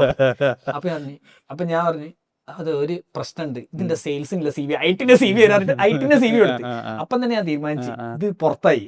കാരണം ഞാൻ സെയിൽസിനാണല്ലോ പോയത്. അടുത്ത ആഴ്ച അടുത്ത ദിവസം IT മാനേജർ വിളിച്ച് കം ഡൗൺ ടു ഇന്റർവ്യൂ. ആ ഇന്റർവ്യൂ എനിക്ക് കിട്ടി. അപ്പൊ നിങ്ങൾ ഇത് പറഞ്ഞപ്പോ അന്ന് ഞാൻ ആ സെയിൽസിന്റെ ഇന്റർവ്യൂക്ക് പോയില്ലായിരുന്നെങ്കിൽ എനിക്ക് ആ ജോബ് കിട്ടൂല, ഞാൻ 10 കൊല്ലം ദുബായിൽ നിൽക്കൂല്ലേ. ഇത് പറയുമ്പോ വേറൊരു കാര്യം എന്ന് വെച്ച് കഴിഞ്ഞാൽ ഇപ്പൊ പുതിയതായിട്ട് ഹൈപ്പർ മാർക്കറ്റിലേക്ക് വരുന്ന ആളുകളുണ്ട്. പൊതുവെ ഇപ്പൊ ഷാൻ ഒരാളെ പരിചയപ്പെട്ട് എവിടെയാണ് ജോലി എന്ന് വെച്ചാല് ഞാൻ ഇങ്ങനെ സൂപ്പർ മാർക്കറ്റിൽ വർക്ക് ചെയ്യണമെന്ന് പറഞ്ഞു അവിടെ വെച്ച് നിർത്തും. ഷാന്റെ മൈൻഡിൽ എന്താ കയറാ സൂപ്പർ മാർക്കറ്റിലാണ് ജോലി ചെയ്യുന്നത്, ഏത് സെക്ഷനിലാണെന്ന് ഷാൻ ചോദിച്ചിട്ടില്ല, എന്താണ് ജോലി എന്ന് ചോദിച്ചിട്ടില്ല. ഓട്ടോമാറ്റിക്കലി ഷാന്റെ മൈൻഡിൽ ഒരു സാലറി വന്നു 15 അല്ലെങ്കിൽ 12 അല്ലെങ്കിൽ 1500 എന്നുള്ളൊരു ഒരു മൈൻഡിൽ വന്നു. ശരിക്കും ഇത് മാത്രല്ലല്ലോ ജോലി. അതെ, സെയിൽസ് ഉണ്ട്, IT ഉണ്ട്, സ്റ്റോർ ഉണ്ട്, ഗ്രാഫിക് ഡിസൈനർ ഉണ്ട്, അസിസ്റ്റന്റ് മാനേജർ ഉണ്ട്, GM ഉണ്ട്, ഇങ്ങനെ ഒരുപാട് മേഖലകളുണ്ട്. പൊതുവെ തെറ്റായിട്ടുള്ളൊരു ധാരണ സൂപ്പർ മാർക്കറ്റ് ജോലി 1500 മുതലും അല്ലെങ്കിൽ 15,000 മുതലും നിൽക്കലാണെന്ന്. ഇതിനകത്ത് അനന്തമായ സാധ്യതകൾ ഒളിഞ്ഞെടുക്കുന്നുണ്ട്. ഒരു ഡൗട്ട് ഞാനന്ന് സെയിൽസിൽ നിന്ന് അല്ലെങ്കിൽ ഈ പാക്കിങ്ങിൽ നിന്ന് തുടങ്ങിയിട്ടില്ല എന്നുണ്ടെങ്കിൽ എനിക്ക് മിസ്സായി പോയത് വലിയൊരു ലോകമായിരുന്നു. അതെ, അതാണ് നമ്മളെപ്പോഴും താഴെ നിന്ന് തുടങ്ങി കഴിഞ്ഞാൽ നമ്മൾക്ക് ഓപ്പർച്യൂണിറ്റികൾ ഒരുപാടുണ്ട് എന്നുള്ളത്. അങ്ങനെ നമ്മൾ IT-മിലെത്തി നിന്ന് IT-മിൽ നിന്ന് പിന്നെ എനിക്ക് അവിടെ നിന്ന് ട്രാൻസ്ഫർ ആണ് ഫുജേറയിൽ വെച്ചിട്ടാണ് എനിക്ക് പ്രൊമോഷൻ കിട്ടുന്നത്. ഫുജേറയിൽ നിന്ന് എന്നെ IT വാക്കൻസി ഉള്ള ഔട്ട്ലെറ്റിലേക്ക് മാറ്റാണ്. അന്ന് IT-ൽ വാക്കൻസി വന്നത് ഡാറ്റ എൻട്രിയിൽ വാക്കൻസി വന്നിട്ടുള്ളത് മുഹൈസിന സോണാപൂർ എന്ന് പറയുന്നത് ലുലു വില്ലേജ്. മോനെ മറക്കാൻ പറ്റാത്ത അനുഭവം. ദുബായിലെത്തി ദുബായിലെത്തി ലുലു വില്ലേജ് എന്ന് പറഞ്ഞു കഴിഞ്ഞാല് ദുർഗുണ പരിഹാരശാലയാണ്. എല്ലാരെയും ലാസ്റ്റ് കൊണ്ടുവന്ന് പറഞ്ഞ അന്നത്തെ സ്ഥലത്ത് ഇപ്പൊ മാറിയിട്ടുണ്ട് കേട്ടോ. അന്ന് എല്ലാ വന്നു വിടുന്ന ഒരു സ്ഥലമാണ് സോണാപൂർ. അവിടെ വന്ന് പെട്ടപ്പോ അവിടെ IT ഇൻചാർജ് ആയിട്ടുള്ളത് എന്റെ ഒരു കസിൻ ബ്രദറാ. IT ഹെഡ് എന്റെ കസിൻ ബ്രദറാ, ഷാമു എന്ന് പറയും, ഷാജി. പുള്ളിക്കാരൻ ഭയങ്കര സപ്പോർട്ടാ. IT-ൽ നമുക്ക് അവിടെ സെറ്റായി കാര്യങ്ങളൊക്കെ പഠിപ്പിച്ചു തന്നു. IT-ൽ അവിടെ ഇരുന്നുകൊണ്ട് ഇരിക്കുന്ന സമയത്ത് അവിടെ ഒരു പർച്ചേസ് മാനേജർ ഉണ്ട്, ഔട്ട്ലെറ്റ് ബയർ ഉണ്ട്. ഈ IT-ൽ നമ്മൾ കയറിയല്ലോ, നമ്മളൊരു ആഗ്രഹം നടന്ന് ഇനി അടുത്തത് ഷർട്ട് മാറി ഇനി അടുത്തത് എന്തെന്നുള്ളതാണ് ചിന്ത. അടുത്തത് എന്ത്, നമ്മളെ ലക്ഷ്യങ്ങൾ ഓരോന്നിങ്ങനെ കണ്ടുപോകണം. അടുത്തത് ഇനി നമുക്ക് പറ്റിയത് അപ്പൊ പറഞ്ഞു പർച്ചേസർ ആയി കഴിഞ്ഞാൽ ഭയങ്കര സംഭവമാണ്, പ്രൊക്യൂർമെന്റ് ആയി കഴിഞ്ഞാൽ ഭയങ്കര സംഭവമാണ്, ഒരുപാട് കാര്യങ്ങളുണ്ട്, അങ്ങനെ ഉണ്ട് ഇങ്ങനെ ഉണ്ട് എന്നൊക്കെ പറഞ്ഞപ്പോ അന്ന് എന്റെ ഭാഗ്യത്തിന് അവിടുത്തെ പർച്ചേസ് മാനേജർ മുജീബ് കേട്ടിട്ടിരിക്കുന്നുണ്ടാവും, ചിലപ്പോ ചീത്തയും കേൾക്കും, നല്ല മടിയനാ. മുജീബ് അന്ന് LP അടിക്കണം, ലോക്കൽ പർച്ചേസ് ഓർഡർ പർച്ചേസർ തന്നെ അടിക്കണം. ഇപ്പൊ അസിസ്റ്റന്റ് ഒക്കെ ഉണ്ട്, പിന്നെ PDT ഫോണിലൊക്കെ അടിക്കാം. LP എന്താ പറഞ്ഞേ? ലോക്കൽ പർച്ചേസ് ഓർഡർ, അതായത് ഓർഡർ കമ്പനിക്കാർ എടുക്കുന്ന ഓർഡറുകൾ നമ്മൾ സിസ്റ്റത്തിൽ ടൈപ്പ് ചെയ്തിട്ട് സാപ്പിൽ അടിച്ചിട്ട് വേണം ഇത് ഇവർക്ക് ഫാക്സ് ചെയ്യാൻ. വാട്സപ്പ് ആണ്. അന്ന് ഇത് അടിക്കണമെന്നുണ്ടെങ്കിൽ ഇപ്പോ സപ്ലയർ വന്നിട്ട് ഓർഡർ ഷീറ്റ് വരും, ആ ഓർഡർ ഷീറ്റ് സൂപ്പർവൈസർ ചെക്ക് ചെയ്ത് ആ ക്വാണ്ടിറ്റി എഴുതിയിട്ട് ബയർ കൊണ്ട് കൊടുക്കും, പർച്ചേസർ കൊണ്ട് കൊടുക്കും. പർച്ചേസർ ഓരോ ദിവസം ഇരുന്നിട്ട് അതിന്റെ സ്റ്റോക്ക് ഒക്കെ ചെക്ക് ചെയ്തിട്ട് ഇങ്ങനെ PO അടിക്കണം. അപ്പൊ കുറെ PO അടിക്കാണ്ടാവും, കൂടാത്തതിന് GRV അടിക്കാണ്ടാവും, അതായത് റിട്ടേൺ അടിക്കാനും ഉണ്ടാവും. ഇതൊക്കെ ഇയാൾ തന്നെ ചെയ്യണം. അപ്പൊ മൂപ്പർക്കാണെങ്കിൽ പിന്നെ അന്ന് കുറച്ച് മടിയുള്ളതുകൊണ്ട് ഞാനാണെങ്കിൽ എന്റെ ഡാറ്റ എൻട്രി പണി വേഗം തീർന്നുണ്ടാവും. വേഗം തീർത്തിട്ട് ഞാൻ ഫ്രീ ആയിട്ടിരിക്കുന്ന സമയത്ത് ബാർകോഡും പിന്നെ ഈ GR എൻട്രി വെയർഹൗസിൽ നിന്ന് വരുന്ന പ്രൊഡക്റ്റുകൾ എൻട്രി ചെയ്യണം. ഇവര് ചെയ്യുന്ന തന്നെ വേറൊരു പണിയാണ്. ഇവർക്ക് നെഗോസിയേഷന്റെ വേറൊരു പാട്ടുണ്ട്, നമുക്ക് അതൊന്നുമില്ല. നമുക്ക് ഇരുന്നിട്ട് ക്ലറിക്കൽ വർക്കുകൾ മാത്രമേ ചെയ്താൽ ഡാറ്റ എൻട്രി മാത്രമേ ചെയ്താൽ മതി. ഞാൻ അത്യാവശ്യം കീബോർഡിൽ നല്ല സ്പീഡ് ആയപ്പോ എന്റെ പണി വേഗം തീരും. നമ്പേഴ്സ് അല്ലേ, വേഗം വേഗം അടിച്ചടിച്ചിട്ട് ഞാൻ അവിടെ ഫ്രീ ആയിട്ട് തെറ്റെന്ന വിവരം അറിയിച്ചു. അങ്ങനെ പണി കഴിഞ്ഞ സമയത്ത് മുജീബിക്കാരുടെ അടുത്ത് പോയിരിക്കും. നമ്മളെ നാട്ടുകാരനാണ്. അപ്പൊ മുജീബിക്ക് ഇങ്ങനെ ഇരുന്നിട്ട് പണിയെടുക്കണാണ്. അപ്പൊ ഞാൻ സപ്പോർട്ട് ചെയ്യാൻ വേണ്ടിട്ട് ഞാൻ പറഞ്ഞു കുറച്ച് എടുത്താ എന്ന് പറഞ്ഞിട്ട് ഞാൻ മുജീബിക്കാരനെ സപ്പോർട്ട് ചെയ്തിട്ടു. ഇത് മുജീബിക്കാർക്ക് ഒരു സുഖമായി മാറി. എന്നോട് പറയടാ ഞാനൊന്നും നിന്റെ സ്ഥലത്ത് പോകണേ അത് അടിക്കി അല്ലെങ്കിൽ ഇത് ചെയ്യുന്ന പറയും. ഞാനിത് അടിക്കാൻ തുടങ്ങി. ആദ്യം കുറേശ്ശെ അടിച്ചു തുടങ്ങി. പിന്നെ മുജീബിക്ക എന്തെങ്കിലും അത്യാവശ്യം ഉണ്ടെങ്കിൽ, ഞാനൊക്കെ സ്റ്റാഫ് അക്കോമഡേഷനിൽ താമസിക്കുന്നത് ഇവര് ഫാമിലി ആയിട്ട് പുറത്താണ്. അപ്പൊ എന്തെങ്കിലും വെള്ളിയാഴ്ചയൊക്കെ എന്തെങ്കിലും ഓർഡർ ഉണ്ടെങ്കിൽ, വല്ല ഫിഷ് ഒക്കെ വന്നു കഴിഞ്ഞാൽ നമ്മളോട് പറയും എടാ അതൊന്ന് ചെയ്ത് കൊടുക്കുന്ന പറയും. മൂപ്പരുടെ ഒരു സപ്പോർട്ടോട് കൂടിയിട്ട് ഞാൻ എന്ത് ചെയ്യും, ആളെ ലോഗിൻ ചെയ്തിട്ട് ഞാൻ അടിച്ചു കൊടുക്കും. കാര്യം നടക്കണം, അവിടുത്തെ സപ്ലയർമാർ വെയിറ്റ് ചെയ്യാൻ പാടില്ല. അങ്ങനെ നിൽക്കുന്ന സമയത്ത് എന്റെ ഒരു കസിൻ ബ്രദർ ഉണ്ട് അവിടെ, മാനേജർ ഇല്ലു ഖാദറിന്റെ അടുത്ത് ഞാൻ പറഞ്ഞു എനിക്ക് ഇങ്ങനെ ബൈയിങ്ങിലേക്ക് അത്യാവശ്യം കാര്യങ്ങൾ അറിയാം, മുജീബിക്ക് സപ്പോർട്ട് ചെയ്തിട്ടുണ്ട്, എന്നെ ഒന്ന് പ്രൊമോട്ട് ചെയ്യണം, എനിക്ക് ഇതിലേക്ക് മാറാൻ താല്പര്യം ഉണ്ട് എന്ന് പറഞ്ഞപ്പോ അങ്ങനെ ഇരിക്കുമ്പോഴാണ് എന്നെ ഇവര് ത്രൂ പർച്ചേസിംഗിലേക്ക് സെലക്ട് ആക്കണത്. എനിക്ക് ഒരു ഓപ്പർച്യൂണിറ്റി കിട്ടി, പർച്ചേസിംഗിലേക്ക് ഒരു ഓപ്പർച്യൂണിറ്റി കിട്ടി. ഇതിന്റെ അകത്ത് എനിക്ക് ആഡ് ചെയ്യാനുള്ളത്, you get promoted for a job which you are already doing, not what you want to do. അതെ, നിങ്ങൾ ഓൾറെഡി ഇത് ചെയ്തോണ്ടിരിക്കുകയായിരുന്നു. അതെ, ചെയ്തോണ്ടിരിക്കുകയായിരുന്നു. അപ്പോ എന്നോട് പറഞ്ഞു ഓക്കെ അടുത്ത ഓപ്പർച്യൂണിറ്റി വരുമ്പോ എന്തായാലും നിന്റെ പേര് ലിസ്റ്റിൽ ഉണ്ടാവും. കറക്റ്റ്, കാരണം you are the best option for. അതെ. പക്ഷെ പേര് വന്നത് UAE-ലേക്കല്ല. അന്ന് ലുലു ഹൈപ്പർ മാർക്കറ്റ് സൗദിയിലേക്ക് സ്റ്റാർട്ടിങ് സൗദിയിലേക്ക് വരികയാണ്. അപ്പൊ UAE എന്നുള്ള എക്സ്പീരിയൻസ് ആയിട്ടുള്ള ആളുകളെ സൗദിയിലേക്ക് കൊണ്ടുപോകണം. അപ്പൊ എനിക്ക് അതിലൊരു അസിസ്റ്റന്റ് ബയർ ആയിട്ട് ഒരു പേര് അവിടെ വന്നു. അസിസ്റ്റന്റ് എന്റെ ഒപ്പം വന്നിട്ടുള്ള ആളുകളൊക്കെ കുറെ ആൾക്കാരുടെ പേര് വന്നു, അതിൽ എന്റെ പേര് വന്നു. സൗദി എന്ന് കേട്ടപ്പോ നമുക്ക് കിളിപോയി. അയ്യോ അത് പറ്റൂല, സൗദിയിലേക്ക് സൗദി എന്ന് പറയുമ്പോൾ മൊത്തത്തിൽ പേടിയാണ്. നല്ല രാജ്യമാണ്, പക്ഷെ അന്ന് സൗദിക്ക് പോകാൻ എനിക്ക് താല്പര്യം ഉണ്ടായില്ല. ദുബായ് വിട്ട് പോകണം. ഏജ് ആണല്ലോ, ഏജ് ആണ്. സൗദിയില് ദുബായിലായിരുന്നപ്പോ എനിക്ക് ഭയങ്കര പ്രശ്നമായിരുന്നു. ഖത്തറിലേക്ക് ഒരു ഓപ്പർച്യൂണിറ്റി ഞാൻ പോയില്ല. എന്റർടൈൻമെന്റ് ഒന്നുമില്ല സൗദിയിൽ. നമുക്ക് വേറെ പ്രത്യേകിച്ച് എന്റർടൈൻമെന്റ് അല്ല, പക്ഷെ എന്നാലും സൗദി ഇത്തിരി സ്ട്രിക്റ്റ് ആണ്. അപ്പൊ എനിക്ക് സൗദിക്ക് പോകാൻ താല്പര്യമില്ല. എന്നോട് പലരും പറഞ്ഞു സൗദിക്ക് പോകണ്ട. അപ്പൊ ഞാൻ പറഞ്ഞു സൗദിക്ക് പോകാൻ താല്പര്യമില്ല പറഞ്ഞിട്ട് ഇങ്ങനെ നിൽക്കുന്ന സമയത്ത് നിങ്ങൾ നേരത്തെ പറഞ്ഞില്ലേ ഗൾഫ് ന്യൂസ്, ഞാൻ സ്ഥിരമായിട്ട് അടുത്തൊരു ഓപ്ഷൻ കണ്ടെത്താൻ വേണ്ടി നോക്കുമായിരുന്നു. ബ്രാൻഡ് മാറി ഈ ഒരു ബ്രാൻഡ് വാല്യൂ ഉള്ളതുകൊണ്ട് അടുത്തേക്ക് പോകുമ്പോൾ ബ്രാൻഡ് വാല്യൂ കിട്ടും എന്ന് പറയുമ്പോൾ സമയത്താണ് ക്ലാസിഫൈഡിൽ ഇതേപോലെ ഒരു ആഡ് കണ്ട്. ഇത് ഏത് ഇയർ ആയിട്ടുണ്ടോ? 2009. ആ സമയത്താണ് ഞാൻ ദുബായിൽ ഒന്ന് ലാൻഡ് ചെയ്യുന്നത്. ഡെയിലി ഗൾഫ് ന്യൂസ് വായിക്കാൻ ആചാരം. ഒരു പുതിയൊരു ഓപ്പർച്യൂണിറ്റി കാണുമ്പോ പൊതുവേ മോട്ടർ ആക്കണ പരിപാടി ഉണ്ട് അവിടെയുള്ള ആളുകൾക്ക്. നല്ല ഓപ്പർച്യൂണിറ്റി ആണ്, നിങ്ങൾ പൊക്കോ. അപ്പൊ ഞാൻ രണ്ടും കൽപ്പിച്ച് ഈ മെയിൽ ചെയ്യാൻ തുടങ്ങി. ഇവർക്ക് മെയിൽ ചെയ്ത് ഞാൻ ഡാറ്റ എൻട്രിയിലാണ്. സൗദി പറ്റൂല, ഖത്തർ ഓക്കെയാണ്. ഖത്തർ പിന്നെയും പ്രശ്നമില്ലല്ലോ, ഖത്തർ ഓക്കെ ആണല്ലോ. അത് മാത്രല്ല പർച്ചേസ് മാനേജർ ആയിട്ടാണ് അവിടെ ഒരു ഓപ്പർച്യൂണിറ്റി തരാം. അത് മാനേജ് ചെയ്യാനൊന്നും അറിയില്ലെങ്കിലും പർച്ചേസിലെ കുറച്ച് കാര്യങ്ങൾ നമുക്ക് ബേസ് അറിയാം, കോൺഫിഡന്റ് അത് ചെയ്യാൻ പറ്റുമെന്ന് വെച്ചാൽ അത് ചെയ്യും എന്നാ പറയണത്. അപ്പോ അവർക്ക് മെയിൽ ചെയ്യാൻ തുടങ്ങി. റിപ്ലൈ ഇല്ല കേട്ടാ, മെയിൽ ചെയ്ത് റിപ്ലൈ ഇല്ല. ഞാൻ എന്ത് ചെയ്ത്, എനിക്ക് വേറെ പ്രത്യേകിച്ച് പണിയൊന്നുമില്ല, ഫ്രീ ആയിരിക്കും. ഞാൻ ഇങ്ങനെ നിരന്തരം മെയിൽ ചെയ്യും. അങ്ങനെ ഒരു ദിവസം ഞാൻ മാക്സിൽ ഡ്രസ്സ് എടുക്കാൻ നിൽക്കാണ് പെരുന്നാൾ കേട്ടാ. അപ്പൊ ഉണ്ട് ഒരു കോള് വരുന്നത്, ഡയറക്റ്റ് ആ കമ്പനിയുടെ ഓണർ, എന്റെ പേര് ഇന്നയാളാണ്, ഞങ്ങൾ ഖത്തറിൽ ഇങ്ങനെ ഒരു ഹൈപ്പർ മാർക്കറ്റ് തുടങ്ങുന്നുണ്ട്, ഞങ്ങൾക്ക് കുറച്ച് ആളുകൾ ആവശ്യമുണ്ട്, നിങ്ങളിപ്പോ എവിടെ വർക്ക് ചെയ്യണത്, എന്താണ് വർക്ക് ചെയ്യുന്നത്. അപ്പൊ എന്നോട് പർച്ചേസിങ്ങിനെ കുറിച്ച് കാര്യങ്ങൾ ചോദിച്ച സമയത്ത് തിയറിക്കലി ആയിട്ടുള്ള കാര്യങ്ങളൊക്കെ ഞാൻ മൂപ്പർക്ക് എക്സ്പ്ലെയിൻ ചെയ്ത് കൊടുത്ത സമയത്ത് മൂപ്പര് പറഞ്ഞു ഗുഡ് നിങ്ങൾ ഞാൻ ഓൾറെഡി നിങ്ങളെ സെലക്ട് ആയി. ഞാൻ ഫോണിൽ കൂടെ തന്നെ സെലക്ട് ആയി.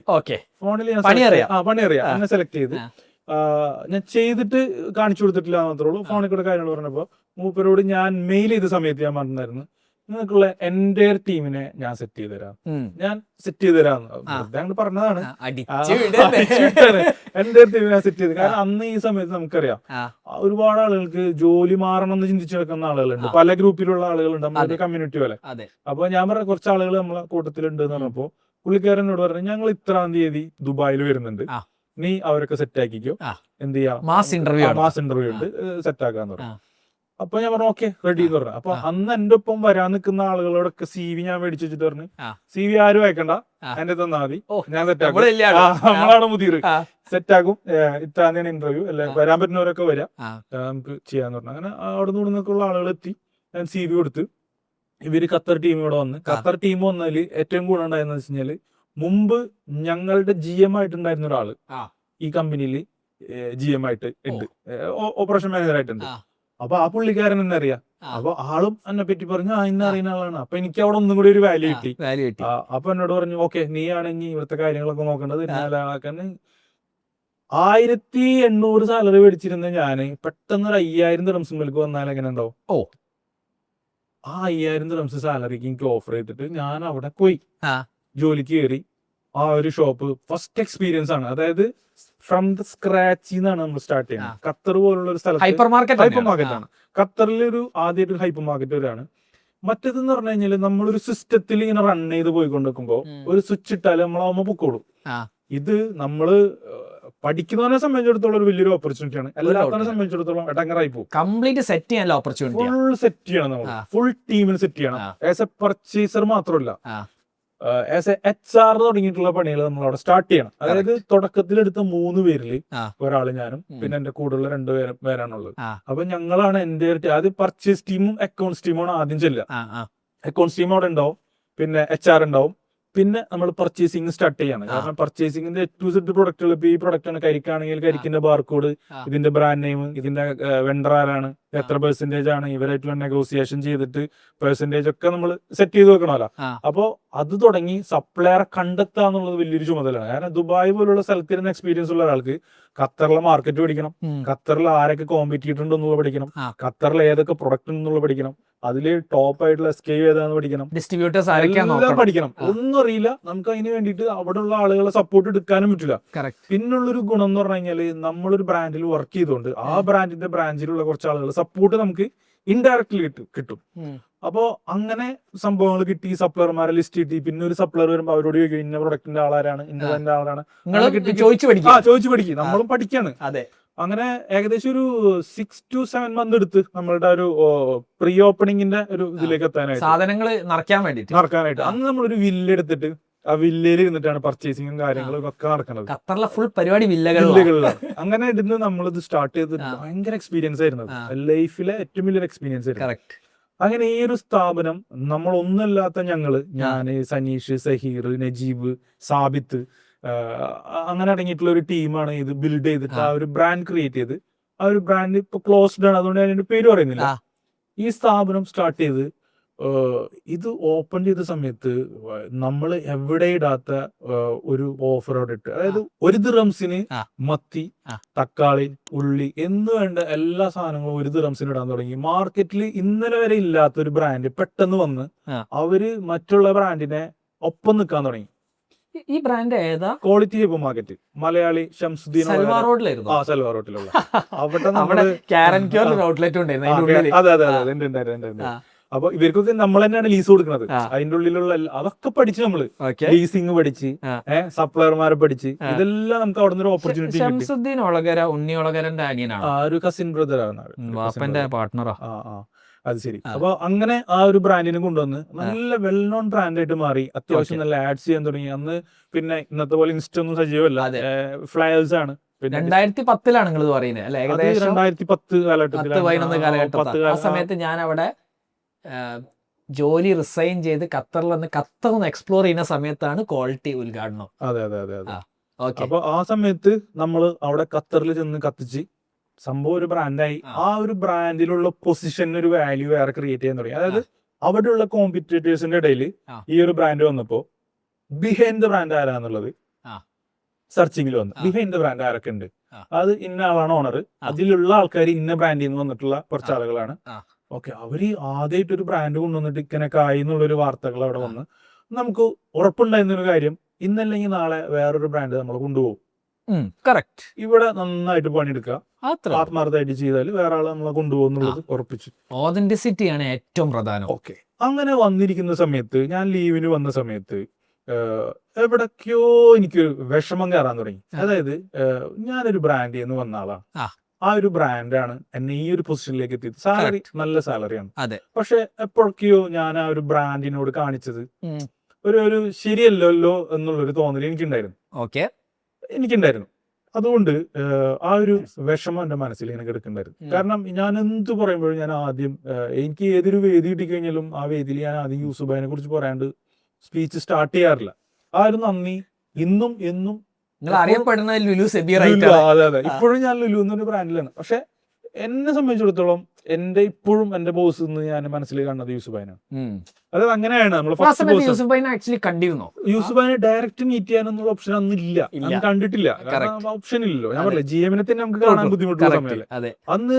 നമുക്ക് ആ ഒരു പിന്നെ നമ്മള് പിക്ചേഴ്സിൽ യൂസുഫാനെ കാണാം, വാർത്തകളിൽ കാണാം, ഈ മനുഷ്യനെ കാണണം, ഒരു സെൽഫി എടുക്കണം എന്നൊക്കെ വലിയൊരു ആഗ്രഹമായിരുന്നു. അങ്ങനെ നമ്മൾ അവിടെ നിന്ന് പോയ സമയത്ത് പിന്നെ നമ്മളെ കമ്പനി അന്വേഷിക്കാൻ തുടങ്ങി. ആരൊക്കെയാണ് പോയത്, എന്തവര് പോയത്, എന്തിനവര് പോയത്. ഞാൻ ഡയറക്റ്റ് പോയി. അന്ന് കൊച്ചി ലുലു ഓപ്പൺ ചെയ്യാൻ വേണ്ടിയിട്ടുള്ള പ്ലാനുകൾ നടക്കുന്ന സമയത്താണ്. അന്ന് ഞാൻ ചെന്ന സമയത്ത് എൻ്റെ ഒരു സുഹൃത്താണ് അന്നത്തെ GM ആയിട്ട് അവിടെ നിന്ന് ദുബായിൽ നിന്ന് കൊച്ചിയിലേക്ക് വരുന്നത് സുധീഷാണ് ഇപ്പോ റീജിയണൽ മാനേജറായിട്ട് ആയിട്ടുള്ള എന്റെ ഏറ്റവും അടുത്ത സുഹൃത്ത്. ഞങ്ങൾ ഒരു റൂമിൽ കിടന്നിരുന്ന ആൾക്കാരാണ് ലുലു വില്ലേജിൽ. അന്ന് ഞാൻ എന്റെ കഷ്ടപ്പാട്, മൂപ്പര കഷ്ടപ്പാട്. സുധീഷ് സൂപ്പർവൈസർ ആയിരുന്ന ആളാ. സുധീഷ് നീല ഷർട്ട് ഇട്ടിട്ട് അതിന് വേറൊരു വിറ്റുണ്ട്. ഞാൻ ഈ കഥ ഓൾറെഡി എന്റെ ഒരു വീഡിയോയിൽ പറഞ്ഞിട്ടുണ്ട്. സൂപ്പർവൈസർ ആയിട്ട് നിൽക്കുന്ന ആളുകൾക്ക് മാനേജർ ആവാൻ ആഗ്രഹം ഉണ്ടാവും. കറക്റ്റ്. സാധാ ഷർട്ട് നിൽക്കുന്ന ആൾക്കാർക്ക് സൂപ്പർവൈസർ ആവാൻ ആഗ്രഹം ഉണ്ടാവും. അങ്ങനെ സുധീഷൊക്കെ കുറെ കാലങ്ങളായിട്ട് അവിടെ തന്നെ സൂപ്പർവൈസർ ആയിട്ട് സ്റ്റക്കായി നിൽക്കുകയാണ്. പുതിയൊരു ഓപ്പർച്യൂണിറ്റി വരുന്നില്ല. അപ്പൊ സുധീഷും അടുത്തിട്ട് റിസൈൻ ചെയ്യാൻ വേണ്ടിട്ട് പ്ലാൻ ആക്കി. റിസൈൻ ചെയ്യാം. അപ്പോ അന്ന് ബാബു എന്ന് പറഞ്ഞിട്ടുള്ള വേറൊരാളുണ്ടായിരുന്നു സുധീഷിന്റെ ഒപ്പം തന്നെ, അണ്ണൻ ഞങ്ങൾ വിളിക്കാം. അപ്പൊ ഇവർ രണ്ടാളും റിസൈൻ ഇട്ട്, ഇത് ഈ കഥ ഞാൻ പേപ്പർ ഇട്ട സമയത്ത് ഈ സുധീഷിന് അസിസ്റ്റന്റ് മാനേജറായിട്ട് കാലിദിയമ്മക്ക് പ്രൊമോഷൻ കൊടുത്ത് അബുദാബി. അണ്ണൻ ബാബുവിന് എന്ത് ചെയ്ത് ഒരു കുവൈറ്റിലേക്ക് മാനേജറായിട്ട് ആളെ പ്രൊമോഷൻ. ഇത് കേട്ട് ആരും പേപ്പർ ഇടാൻ നിൽക്കരുതോ. ഇത് കേട്ട് ഞങ്ങളെ കൂടെ ഉണ്ടായിരുന്ന ജോൺസൺ എന്ന് പറഞ്ഞിടത്തന്നെ, ഇപ്പൊ ചിലപ്പോ എന്നെ കണ്ടാ തല്ലിക്കൊല്ലും. ജോൺസൺ എന്ത് ചെയ്ത് ഇവരെന്തായാലും ഇട്ടല്ലേ, ജോൺസണും പേപ്പർ ഇട്ടു. ജോൺസന്റെ പേപ്പർ മേടിച്ചിട്ട് ഒപ്പിട്ട് കൊടുത്തു. അതാ പറഞ്ഞത്, കേൾക്കണോ ആരും കയറിട്ട് പോയി പേപ്പർ ഇടാൻ നിൽക്കരുത്. ജോൺസൺ റിസൈൻ ചെയ്ത് പോകണമെന്ന്. ഇവർ രണ്ടാളും പോയി. കുറെ കാലങ്ങൾക്ക് ശേഷം സുധീഷിനെ ഞാൻ GM ആയിട്ട് എവിടെ കാണാണ്, ലുലുവില്, കൊച്ചി ലുലുവില് GM ആയിട്ട്. എനിക്ക് എന്റെ ഏറ്റവും അടുത്ത സുഹൃത്താണ്, ഭയങ്കര എന്റെ ഏറ്റവും നല്ലൊരു ഫ്രണ്ടാ. ഞാൻ സുധീഷോട് വന്ന സമയത്ത് ഞാൻ സുധീഷ് ഭായനോട് പറയാൻ ഇങ്ങനെ ഒരു എന്റെ ഒരു ബുദ്ധിമോശമാണ്, ഞാൻ അത് ചെയ്തത് ശരിയല്ല, പക്ഷെ സാലറി ഡസൻ മാറ്റർ, എനിക്ക് പ്രശ്നമല്ല, പക്ഷെ എനിക്ക് തിരിച്ചു വരണം, ഞാൻ ഇത്ര സാലറി മേടിക്കുന്ന ആളാണ്. അപ്പൊ അന്ന് സുധീഷിനോട് പറഞ്ഞാൽ ഓക്കേടാ സംസാരിക്കാം. കൊച്ചി ലുലു മഴ തുടങ്ങിയ സമയത്ത് എനിക്ക് വിസ ഉണ്ട്, തിരിച്ചു പോവാം.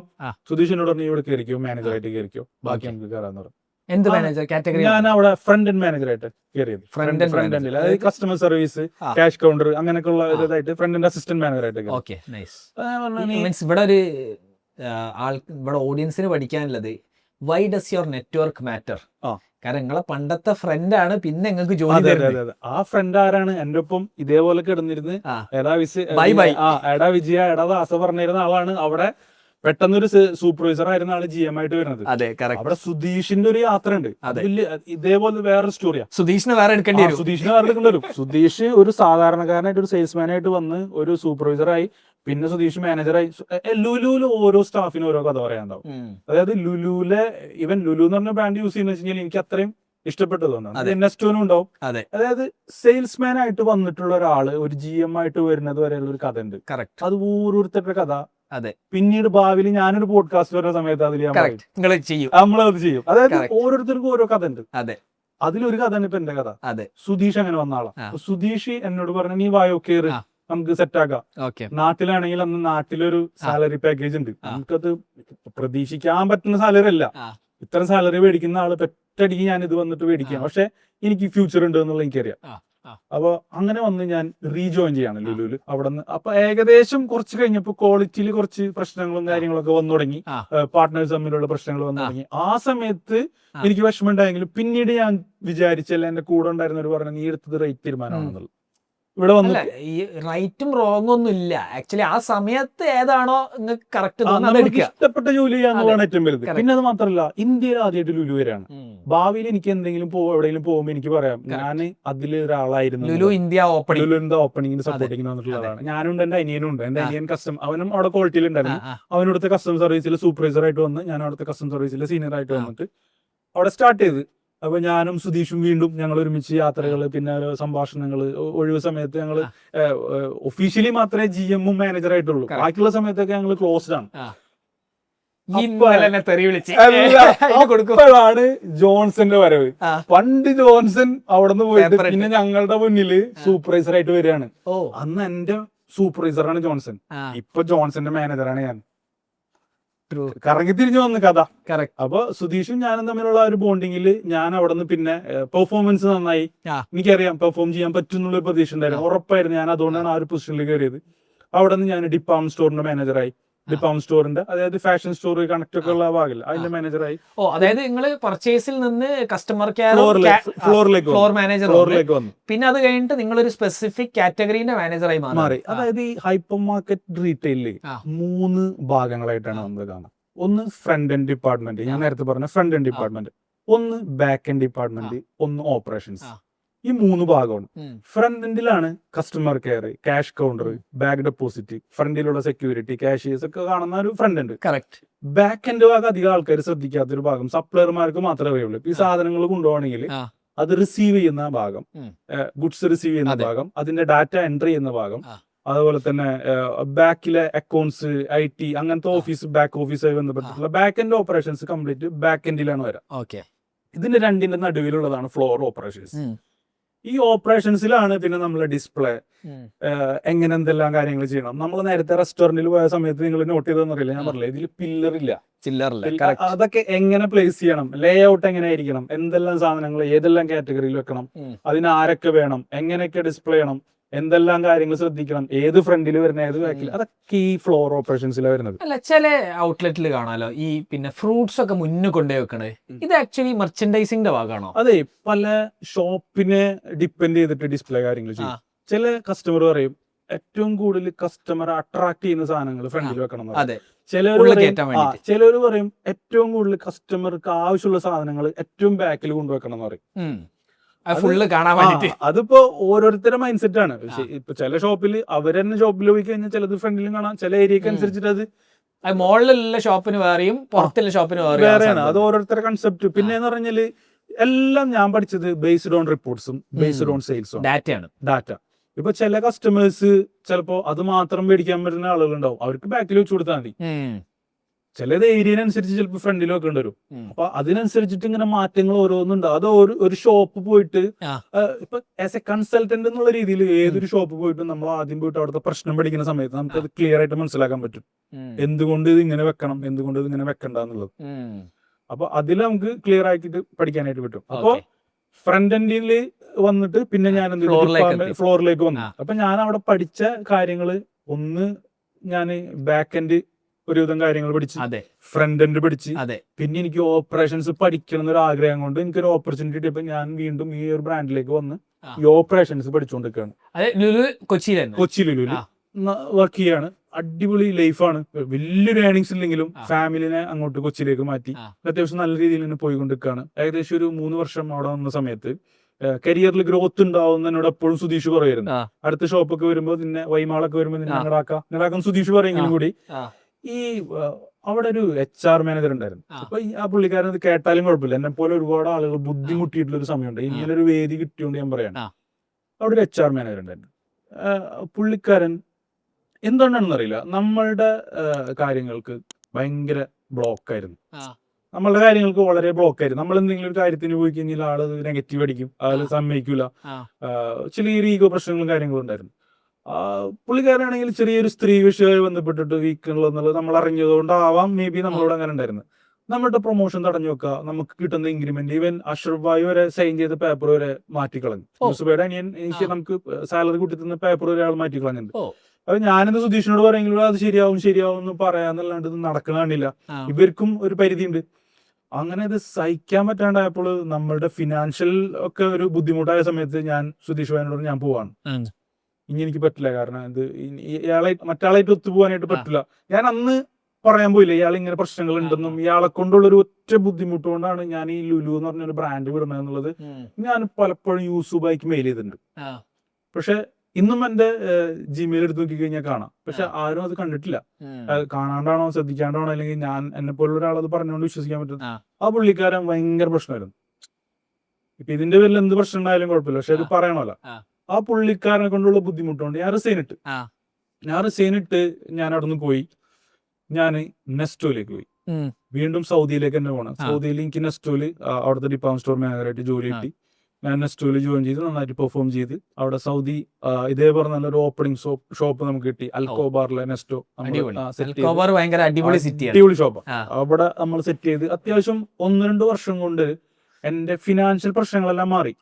എന്റെ ബുദ്ധിമുട്ടുകളൊക്കെ മാറി. അത്യാവശ്യം കാര്യങ്ങൾ കയ്യിൽ സൗദിയിലെ പൈസക്ക് ഒരു ബർക്കത്താന്ന് പറയപ്പോൾ അപ്പൊ അത് സത്യമാണെന്നുള്ളത് മനസ്സിലാക്കി. അങ്ങനെ വന്ന് പൈസ ഉണ്ടാക്കണമെങ്കിൽ സൗദി പോകണം. അത് അന്ന് ഇന്നുണ്ടോന്ന് അറിയില്ല. അന്ന് എന്റർടൈൻമെന്റുകൾ കുറവാ. അതെ, കറക്റ്റ്. ജോലി റൂം കൂടിപ്പോയ ബൂഫിയയിൽ പോയിട്ട് എന്തെങ്കിലും ഭക്ഷണം കഴിക്കല് മാത്രമേ അതിനകത്ത് ഉണ്ടാവുള്ളൂ. വേറെ അങ്ങനെ ഒന്നുമില്ലല്ലോ. അത് അത്യാവശ്യം പൈസ നമ്മളെ കയ്യിൽ വന്ന സമയത്ത് എന്നോട് എന്റെ വീടിന്റെ അടുത്തുള്ള ഒരു ഇക്ക എപ്പോഴും ചോദിക്കും, എന്തിനിപ്പോ ഇങ്ങനെ ചാടി നിൽക്കണേ? അതെല്ലാരോടും ചോദിക്കുന്ന ഒരു ചോദ്യമാണ്. ശരിക്കും ഞാന് ഓരോരുത്തർക്ക് ക്ലാസ് എടുക്കുന്ന സമയത്ത് പറഞ്ഞത്, നിങ്ങളൊരു ബ്രാൻഡിൽ 4 വർഷത്തിൽ കൂടുതൽ നിൽക്കരുതെന്ന് പറയുന്ന ഒരാളാണ്. പക്ഷെ ഇത് അൺഫോർച്ചുനേറ്റ്ലി നമ്മൾ പല ബ്രാൻഡിലും പോയി ഓരോ ബ്രാൻഡിനെ കുറിച്ച് പഠിക്കാൻ കിട്ടുന്ന ഒരു അവസരം. ഈ ലുലുവിലെ സുഖം ക്വാളിറ്റിയിൽ പോയപ്പോ കിട്ടിയില്ല. പക്ഷെ നമുക്ക് കിട്ടിയത് ഒരു എക്സ്പീരിയൻസ് ഉണ്ട്. ബാഡ് കൊണ്ടുപോയി നമുക്കൊരു എക്സ്പീരിയൻസ് കിട്ടി. അവിടെ നിന്ന് ഞാൻ നെസ്റ്റോയിൽ പോയ സമയത്ത് എന്റെ പൊസിഷൻ നല്ല പൊസിഷൻ ആയിരുന്നു. നല്ല പൊസിഷൻ വന്ന്. പക്ഷെ എന്തുകൊണ്ടോ എനിക്ക് ലുലുവിൽ കിട്ടിയിട്ടുള്ള ഒരു വാല്യൂം ഒരു സുഖം അവിടെ കിട്ടിയിട്ടില്ല. അത് അവിടെ ഒരു വ്യത്യാസം അവിടെ ഉണ്ട്. പക്ഷെ അവിടെ ഉള്ള ആളുകൾക്ക് അത് കംഫർട്ട് സോൺ ആണ്.